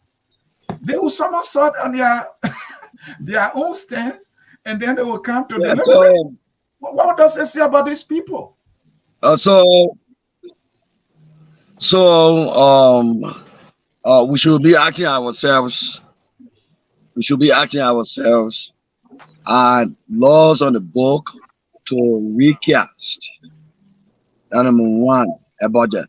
Number 2, the lawmakers have the right to request a copy of the budget. So I will say yes for the first, and I will say yes for the second. However, the workings of the national legislature is done by several committees, and it is those committees who make sure that they do whatsoever they want to do. But we are in a political season, guys. We are in a political season. We were not everything that is happening now. All of us will be in a call with them. When in a very, very, very conducive atmosphere where you see lawmakers asking for the budget, I think it is incumbent upon the executive to produce a copy of it. That reminds me about the last day of Madam Johnson Sirleaf, when she passed all of those legislation with a similar tactics or political means. And when George Weah have to come in to fight very, very harder to make sure that he gets some of these things off the book so that he can have control of his government. Not all. I don't know as to whether that is same tactics that is being played now. But the law is the law. Recasting is good for the format of the budget. And if the legislature, some legislator asks for the copy, I think it is incumbent upon the executive to produce them. Before I can conclude, I just want to say a big thank you to President George Manuel Weah for signing the dual citizenship bill last year, July 22nd. It was a good thing that he did for Liberia in the diaspora. I just want to throw that in there quickly before I forgot. Thank you so much. All right. Mr. Alu Kamara. Yeah, Mr. Weah, thank you so much. You were doing so good until you got to that dual citizenship thing. That only play it threw me off small. I know what? But Anthony, take my response to Mr. C as a template as to how you answer questions that you have no idea of, instead of just wasting our time. Now watch this. Mr. C, I'm not an economist, neither am I an expert on legislative affairs. But the whole thing I kind of saw it coming from my little experience. Mm-hmm. The 700 plus or almost $800 million budget seemed very unrealistic, given that the government has not attracted any foreign development investment into the country. And the Liberians who were importing things that were helping the government collect taxes, for instance, people who are shipping through the Freeport of Monrovia, the government levies so many different duties and taxes on them to the point where most of them went out of business and most of them are no longer shipping. The ones that are shipping, they're shipping through Guinea and Sierra Leone. So they're paying whatever they need to pay to the Guinean government and to the Sierra Leonean government and not the Liberian government. The only other way that the government could have generated this money was to collect local taxes, housing and other stuff. But where do you collect taxes from when they're not working? So the government, of course, was not going to achieve this kind of money. But then again, at the legislature, like Mr. Arthur Doe said, one can surmise, and everybody got right to the opinion that this is political season and you got to throw everybody out and all of that. Okay, but that's fine. However, we have to follow this. Lawmakers in the House of Legislature who oppose the passing of this bill. If you recall, there were only 7 people who passed that bill in the House of Representatives. Only 7 out of 73. You understand? So we cannot just conclude and say, oh, the lawmakers passed it. What were they thinking? No, we have to be specific. There were only 7 of them. And that's why the whole battle is going on. But again, I'm not an economist. I don't have any expertise on legislative affairs. That's my only opinion on that. A certain person will pass the bill, but they didn't meet the threshold. That's what they did. No, what happens was they formed the committee on it. They use there's a clause there that a committee, in the absence of the whole plenary, they can make a decision. All right, Mr. Palmer. So what he's supposed to say.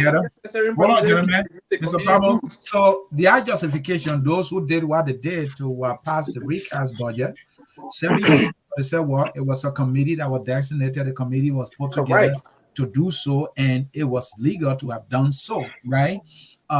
Do they have a point in looking at the enormity of the responsibility? This is the national budget being recasted because the government cannot raise the revenue. The projections were overblown. And so to allow just 7% to represent the entire country to do for the Liberian people, I don't know. What do you make of all that? Well, my response is short in 2 fronts. The first one is, no, I don't believe, even if there is a hole in the law that allows that, I don't believe it's proper. This is a budget for the entire country, for all 73 districts, and there should be an opportunity for all lawmakers to partake. Because when there's a shortcoming in the budget, that means projects are going to have to be abandoned. Yeah. Which projects? So if I'm not present, I'm not able to speak, are you going to abandon my project and keep yours on? Especially when going into elections, you know. But allotment to critical issue will be reduced. Exactly. But then you also have to look at the other part. All 73 of these people are going to elections. You are recasting the budget. They are going into elections. They are going into a very, very contentious election. All of them looking for money. And you will cast budget and you put money inside there for them, for engagement. I'm sorry, but I've lost faith in these people. I think that's what they're upset about. I think that is the main purpose why they're upset, because they will not give you a chance to put money inside there for constituency engagement, which basically means that money for them to do their campaign. I think that is the angle, and I think that's why they're doing all this hullabaloo. And I think at the end of the day, that's what we'll see. Money will be placed in there for that purpose, and everybody will be quiet, and they will vote on the budget. The budget will pass, and it will be the dead story, like everything else. Mr. Palmer, you took my points, man. You took my points. you can reinforce that as for your time. Go ahead, Evans. Yes, exactly. You know, this is political grandstanding, and rightly, as Mr. Padmore said, these special projects for constituent engagement, those 30,000 that was allotted for them. One of the things that was wasteful, I think all of us Liberians, we feel like that was wasteful, and I think that's one of the things that was probably cutting that budget. So these guys are coming back to say, no, you guys agree, to give us these 30,000, and now you're cutting it from there. This is not what we agree upon. And maybe in terms of the gas slips and buying new cars for the next year, things that directly affect them. I'm sure mostly some of the things that was cut from the budget. That's not the argument we saw, though. But they're not going to tell you everything. Politicians are not honest, Mr. Kamara. They're not going to tell you things that hit them directly. They will try to place it as though it's something that's going to affect the Liberian people at large. But really, those are the things that's going to affect their personal pockets. So for me, I think it's political grandstanding. We all know projections. Sometimes you exceed it. You exceed your projection, and sometimes you don't meet it. And if you don't meet your projection, you got to cut costs in other areas. And I think one of the biggest cost-cutting method was going to be those 30,000 per lawmaker. Maybe the new cars and other things that's going to be wasteful. It wasn't necessary. So that's probably where the anger is coming from. But again, politicians to do their due diligence. You have staffers in your office to read these these budgets and bills thoroughly, so that for you, if you're a lazy reader and you don't have the time or the energy or the desire to read it, that's why you pay your staffers, so they can read everything and come to you and tell you this is what's in the budget, this is what affects you and your constituents, and then you make an informed decision on it. But most of these guys don't do that. They don't do their due diligence, and thereby the Speaker of the House, kind of have carte blanche to do whatever he wants to do with the budget. For me, I'm a balanced person. I want to see the legislator and the House of Legislation, the House of Legislators working properly, and the executive also working in concert with the House. So for me, I think this is a good thing, but it's a bit of political grandstanding. At the end of the day, they're going to come to a compromise, and that budget is going to be passed, and they're going to get what they want, and President Weah is going to get what he wants, and that's just how politics works in Liberia. It's not a big deal. They're not going to stop this budget from passing. That's all I got to say. Jerome? Yes, this is embarrassing, to be very frank with you. I think Front Page Africa made it clear from the representative of District Number 9 in Nima County, when they said the block that he was representing said that they didn't know the difference between upheld and withheld, and they voted unanimously for upheld. And then they came back and said, that's not what we voted. We wanted to say withheld. Well, that vote has already been gone. And you are telling us as a legislature in the Liberian House, you are saying you are confused. I remember that. Yeah. Due diligence, that's what I said. Due diligence, reading through things, understanding it. You are confused between the word withheld and upheld. So you voted for upheld, and then you came back and said, that's not what we voted for. They're giving you a dangerous man.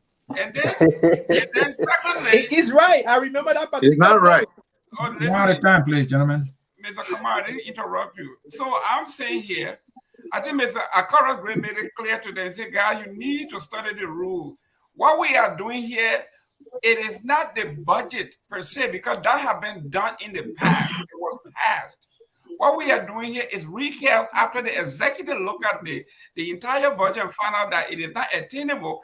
They have the right to scale back on things that they find that we call it the pork. They are cutting some of the pork. So this does not require the entire assembly. The standing law, the rules. So what they are doing there is what it is what my homeboy John Kerry said here during his presidential. I voted for it before I voted against it. That is that you voted for it, then you come when it hit the fan, you say I'm voting against it. No, you cannot vote for it after it becomes law. They say I'm voting against it. So this is grandstanding. The president has the executive power now to go to people like Prince Johnson and scale back some of his own things he's always been doing. Go to Ome Boyaka, a pacemaker, a contribution, cut back on that. District, come back on someone. So this is the power of the pulpit. When you have the power of the pulpit, you can do those things. So all of those guys who are now the power of the unitary state. Yeah, those guys who are crying, please. all of those guys who are crying now, they are saying that the executive knife, the pork is hurting them. But this is done. There's nothing you can do. Thank you very much. Gentlemen, please allow me to go to comments because of time here. This one is from Sam Wallow. Jerome is deeply concerned and afraid about VP Bwaka's presidential run. We have Dr. Pajibo here writes, the flip-flop attitude of latter days Liberian politicians gives me enough reason to think that our country is at its wit's end. The country on the whole arriving is dead end. Feel so sad, he concludes. Mr. Pajibo again, how good a leader is Honorable Bwaka when he cannot keep his center together? Can he ever have a kitchen cabinet? He concludes. Sen Wallow here writes, Pamo just described Cummings very well. Wallow again. This is confirmation that VP Bwaka is the leading candidate in the race. Everyone is desperately going after VP Bwaka. Yeah, from the man Joseph Kamau, I hope I got it right. Some of these guys are not addressing the question but answering with party politics or support for other candidates. This is sad. This is a political season. I know that. I noticed that with my man Anthony. He went to let's hear from Ka Jebo. This we are dope man seems to hail from Sierra Leone. Oh, come on. Come on. Ka Jebo again. If Yuri comes to see people, we will physically beat him up. No, you're not going to do any such thing, Mr. Jebo. That is not allowed. I understand your frustration with these people, but you're not going to do that. You're right. What do you mean? Your right cause your Bwaka is broken and dancing with. Okay, you're right. Maybe Bwaka said he's broke and he is dancing with the devil to finance his campaign. Yeah, from actual, factual, two similar words together. So is the next certifying JNB and Kun candidacy on two separate parties or as one party? As one party, I want to be so because Unity Party standard bearer picking his VP on a Unity Party's ticket. So I will say that, but I know where the questions is coming from. Isn't that unfortunate, folks? Well, that is Liberia, that these people can't pick people from their own party. They're going outside. Maybe it's a good thing, that putting the parties together. I don't know. That is something I will bring up as a topic to discuss one of these days. Folks, the number has been on the screen for far too long now. I don't know of anybody to have called yet. So because of time, saying you don't have interest in calling, let me review more comments. Can I comment on what that person said concerning the parties? Okay. There's an election law. Yeah, go ahead. In the Constitution, there's an election law that states that the president and the vice president must come from the same party. And as of today's date, the Unity Party and the MDR has not signed any sort of collaboration. They are still two individual parties. So Liberians are wondering, now that, so what does that mean? Did Jeremiah Kun leave MDR and join Unity Party? Or let me answer you. Go ahead, Chief. Go ahead. Please answer. I can answer. Before you come in, I can answer that question. I can answer that question. Let me understand something. Hold on, gentlemen. Mr. Palmer, the clause you stated or you just read or cited, they is say must come from the same party or collaboration or alliance. Nothing is mentioned. I just want to be clear. They cannot come from two different parties. Cannot come from two different parties, but can come from the same collaboration. Right? From same party, same collaboration, same affiliation. There has to be something that binds them together. Legally. Politically. Yes. All right. Legally. Let protect Mr. Kamara. Let protect Mr. Kamara. He knows Uncle Joe to be the wisest man politically on earth. Mr. Kamara, the time is yours. Okay, the thing is simple. The National Election Commission chair lady, Councilor at Law. Almost everyone everyone who has a chairman position at the National Election Commission are all lawyers. So Mr. Pamo and his ANC kind of know the law better than those people. But moreover, when Joseph Walker went to register his vice president, he was registered on the Unity Party ticket. He didn't go there and say, I am Joseph Walker, I'm registering as Unity Party, and my vice president is registering as MDR. So you can't win this argument because it said that Jeremiah Kun, UP, Joseph Walker, UP. That's what's written there.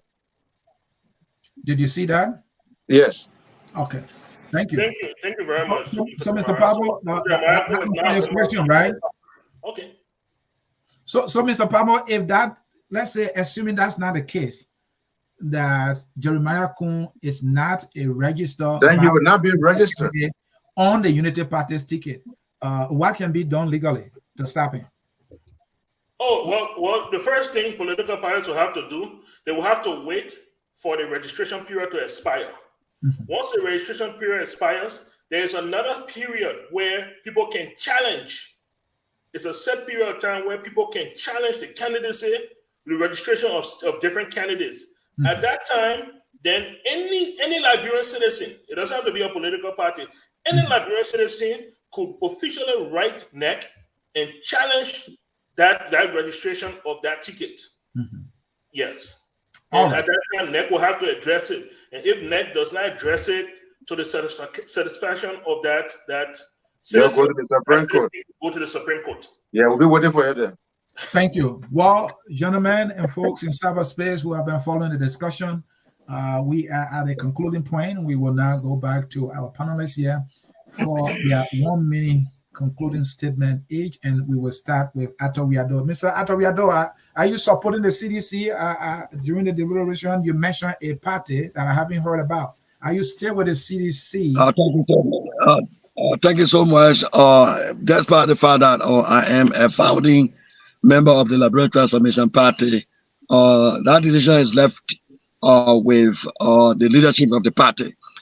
And I want to use this time and 1 minute also to again send home a congratulatory message to President George Manawia for signing the dual citizenship bill.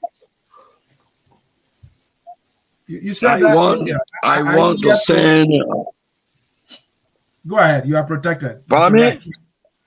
Go ahead. Thank you so much. I want to send a very clear message to President George Weah for signing the dual citizenship bill. Today, we are enjoying our dual citizenship, and yesterday it was 1 year old. 1 year old. With respect to the presidential candidates, I pray God's blessings upon each one of them. Let the Liberian people decide. Rather than to the recasting of the budget, I think there are laws on the book, and those laws require the national legislature to carry on recast and to allow for a copy of the budget. And at the same time, there are no laws within that is on the books that require that at a particular time nobody should recast. For example, in the political season, nobody should send any budget for recasting. There's no law for that. So again, thank you so much for Focus on Liberia, my dear panelists, and thanks to the ALP and Yuri, who has said it crystal clear that they will allow their support to the party for which their own support can be aligned with. Thank you, Mr. Sonisia. God bless. Thank you. Yeah, thank you, Mr. Atoriado. Mr. Anthony Gate, your closing, please. Thank you for the opportunity. There's a good discussion as per the recast budget. Like everybody said, this is just a political grandstanding. I hope the Liberian people in this election will use their voting cards to speak their voices through their actions. For too long, we have allowed these things to happen. We have not taken a stand for these people to really earn their positions. The lawmaker, like Evan said, you have staff for a reason. They are getting paid. Each person have 9 members on their staff, and they're not reading through this paper. We saw Eton and Iboma in 48 hours was signed, rectified into law, and we saw how bogus that loan was. I mean, it's very shameful that you are a lawmaker and you taking decision that does not represent your people. You said not understanding it, $65 million loan, all the different things. So I can't wait for these people to be replaced. I cannot wait, and that's why we'll continue to talk to our people. Vote these people out. They are not doing you any favor. Can you imagine lawmakers are afraid that president will fire them when the president have no absolute power to fire you? That's the kind of lawmaker we are dealing with in Liberia, Mr. Sia. Unfortunately, this is the kind of thing that is happening, right? You're a lawmaker. You're supposed to know your function. You're not only there to, represent, make law, and do oversight. So many other functions, especially as a senator, supposed to be able to vet people. during the vetting process, you hear some of the question lines, man, you be very upset with yourself. You say, "Why am I wasting my data watching these people?" Right? That's the kind of thing we see. So our nation really need, people that, thank God, the new set of people that come in. Somebody like Amara Corner, if he wins a seat, somebody that, where they power if she wins a seat. These are sound-minded people. And I hope when they go in the house, they will not be corrupt, to get conformed to these people down there as well. That they will put things on the floor, because I know the work of Amara Corner. I see somebody that, where they power. I see, somebody that Vendetta Patrick. These young, vibrant people come into play. So that's what we need in our nation. We don't need, yes sir, yes man kind of lawmaker things. Why would you go abstain a vote? What's the point of abstaining a vote?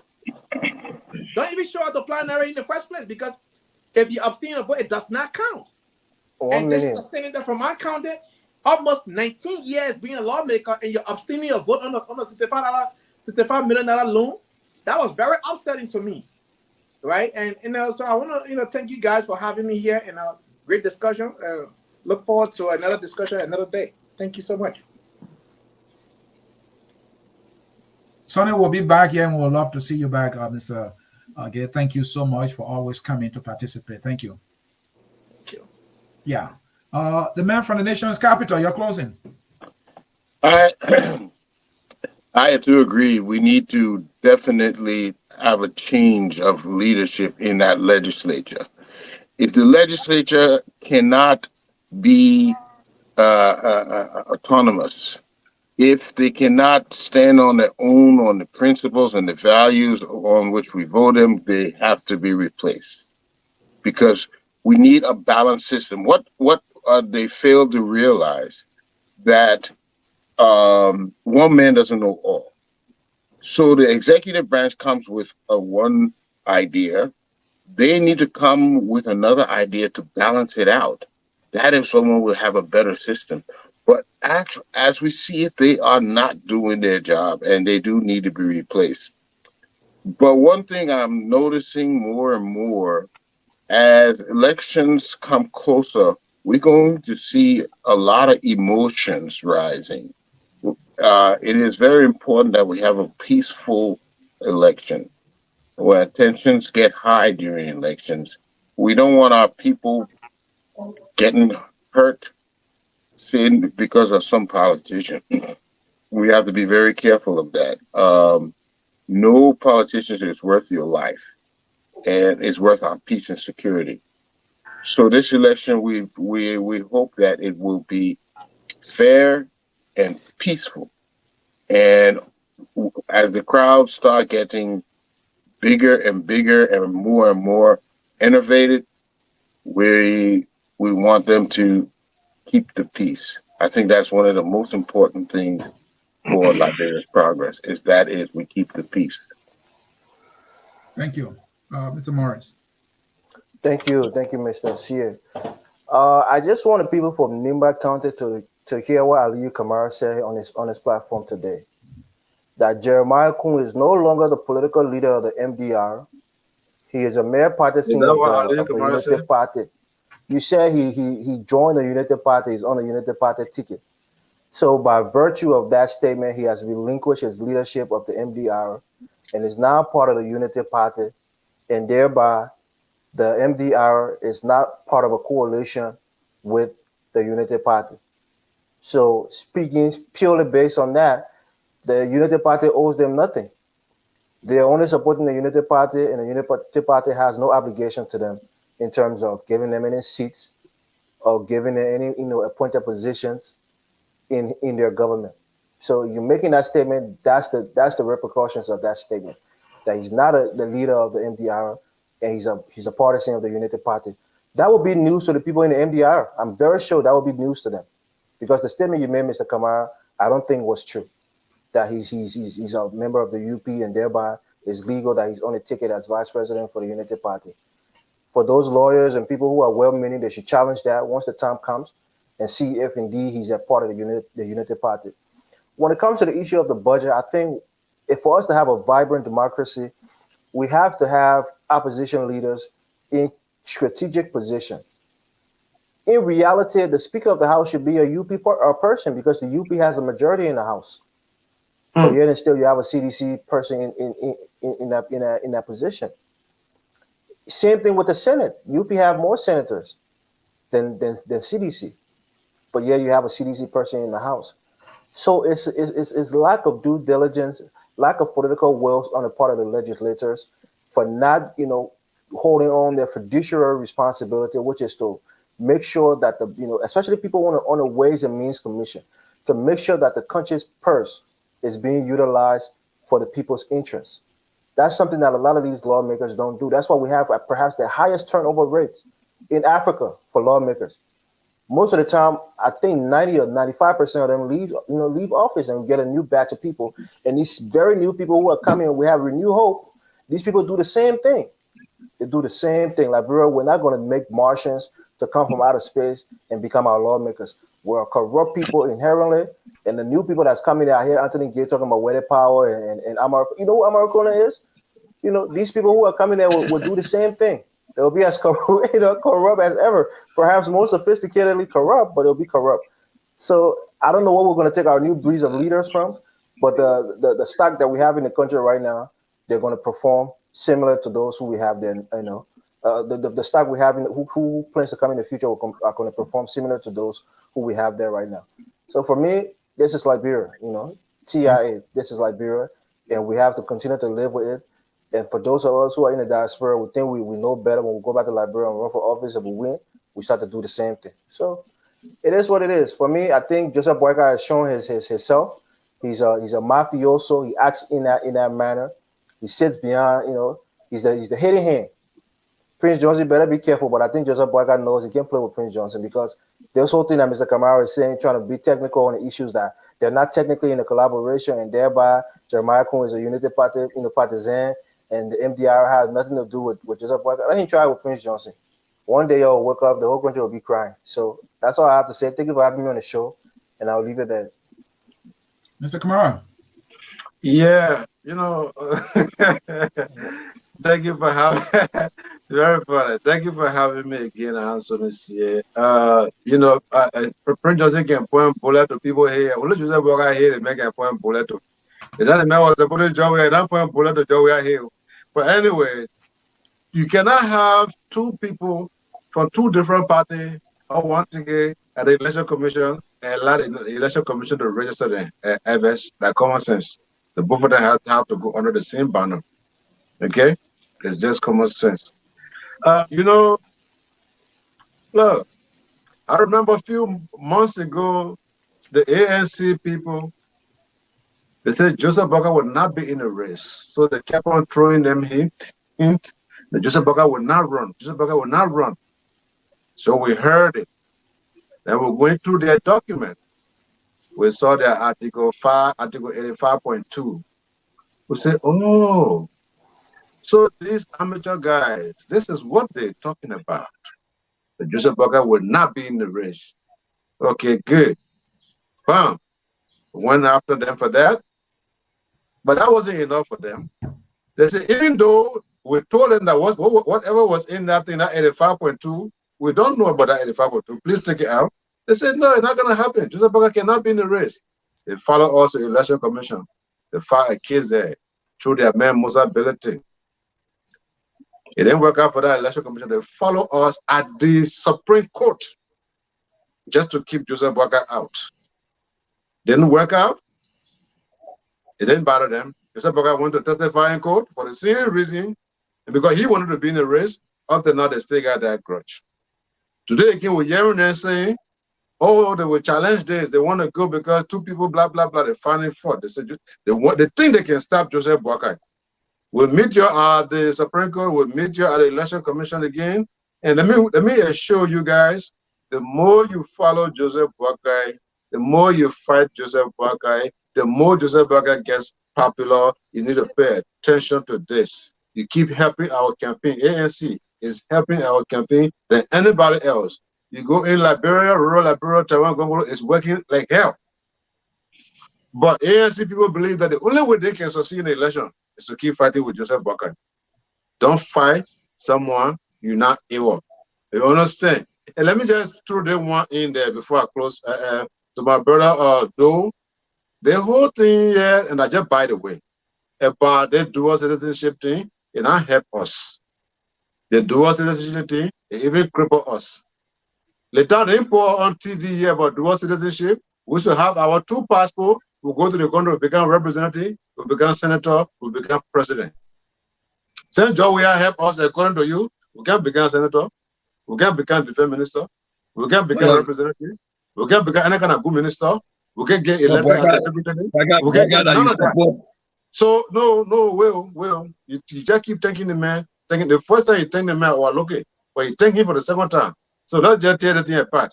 The dual citizenship bit that job we have put over there, like Jeff or bluff. When you go to Nigeria, Nigeria got dual citizenship and there are no limitations. You understand what I'm saying? In Liberia, dual citizenship, you can't become representative, you can't become senator, you can't be to any elected position. If certain mayor position in Liberia now was an elected position, you cannot become that. What is a good? What good? I was citizen in America when I got all my property in Liberia. Nobody stopped me. So Joe, you're not doing nothing for me here. But thank you for having me again, Anthony. Thank you, Mr. Michael Palmer. Thank you very much. Thank you so much. Thank you for having me. I'm gonna make this really quick. With the ANC/CPP has no intention of following somebody who has 1 foot in the grave. Okay, we'll just let nature take its course. So just leave that argument alone. The CPP is working extremely hard. The CPP has believed for many years now that they are the right vehicle to move Liberia to the future. I know you're concluding, but that's Senator Acosta who have called Boakai dead man walking. Right? You say 1 foot is in the grave. You might need him in the second round, though. I might need who? Oh, he might need you in the second round. You got it right now. He might need you in the second round. He might need me in the second round. So what will you be doing second round? Who gave that? Thank you very much. Go ahead, Mr. Palmer. With that being said, thank you so much. Of course, the topics are always very riveting. And we will see. We'll see what happens. We'll see what happens with VP Boakai in Minnesota, who says he's here for a wedding. Another business. We have our people posted at the Mayo Clinic in Rochester, Minnesota. And if he arrived there, he will be photographed. So let me just tell you right now. Don't worry. I'll keep worrying about you. Mr. Kamal, Mr. Palmer is protected. But that's where we are. You know, people say that Prince Johnson was a member, or he collaborated with the CDC for many years, and they did not fear. CDC did not have a member of MDR as their vice president. People need to remember this. This is what people are missing. Jeremiah Cohn is a VP candidate. And if anything happens to Joseph Boakai, just a lot of people think Joseph Boakai has to pass away. That's not. But the time I wonder Jeremiah Cohn now. Suppose something will happen to let me talk, Chief. That's not what the let me talk. Thank you. That's not what the Constitution says. All he has to do is to be deemed incapacitated. What does that exactly mean? The Constitution does not explain. Who determines that? The Constitution does not explain. There is a huge loophole that many Liberians are not thinking about. Okay? And that is the fear of many people. Prince Johnson being that close to the presidency. You know, and Liberians need to think about that every day. And on their way to the polls, they need to think about that. Okay? That is what our fear is. That should be a fear of all Liberians. I will end with that. Thank you, Mr. Palmer. Jerome might be the guy who's smiling. Is there your one round theory thing alive or is dead? You're closing, sir. Mute yourself. We're going to win this thing in the first round. I don't know what Joseph Boakai wasted his time. And the president made it clear. Who are you trying to rescue? When I rescue you, I rescue you in your home. I rescue you when Prince Johnson you drop on the floor. So who are you rescuing? The road leading to your home for 50 years being government. I rescue that road. So this is a no fight. But I'm here to say, ladies and gentlemen, when you listen to Focus on Liberia, you will see our folks young men and women on the ground trying to bring us the latest happening on politics. It costs a lot of money to transport these folks.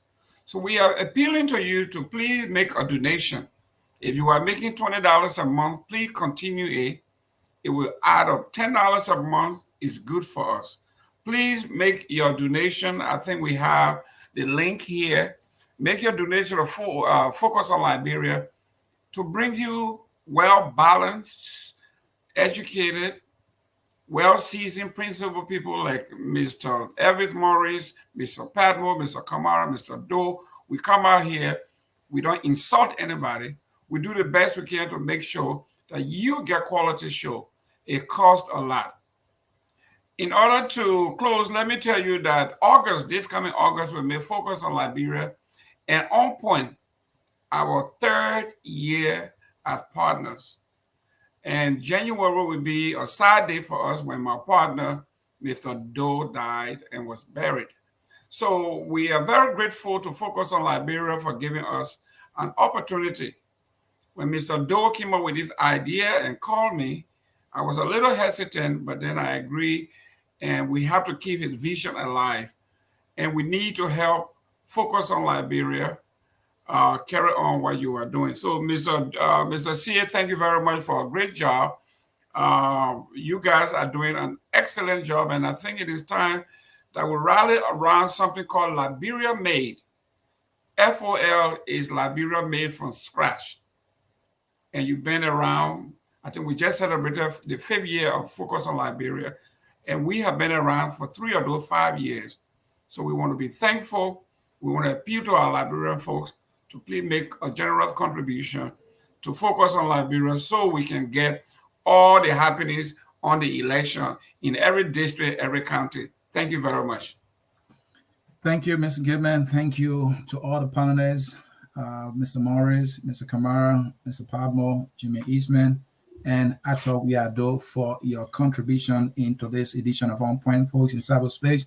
We also want to say thank you for staying with us throughout the broadcast, for your comments, and those who wish to chip in to have Focus on Liberia staying on the air for balanced and reliable information. We want to say thank you for your contribution. On that note, we will come to the end of yet another edition of our program, On Point, and I'm sure the panelists were on point today with the discussion, and it's okay to be off point sometime, but then we hold them accountable, and this is what we do here at Focus on Liberia. We educate, we elevate, and promote all things Liberia.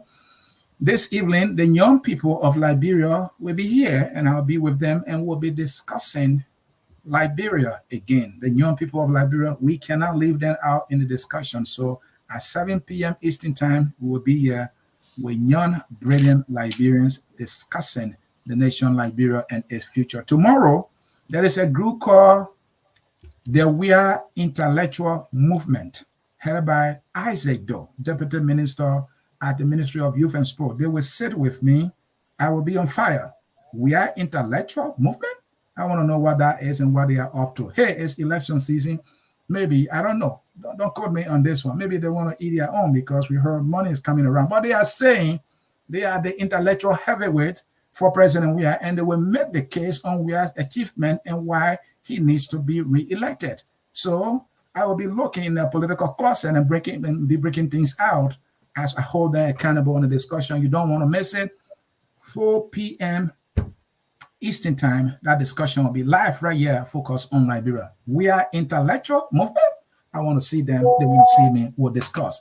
Well, folks, the song that takes us home. That's what you call me. We are all Liberian. Okay, Mr. Pamo, I saw the number. I will call you, and I will give you that call immediately after the broadcast ends. Folks, we'll see you next time when we see you again. Thanks for watching, and bye-bye. We are Liberian.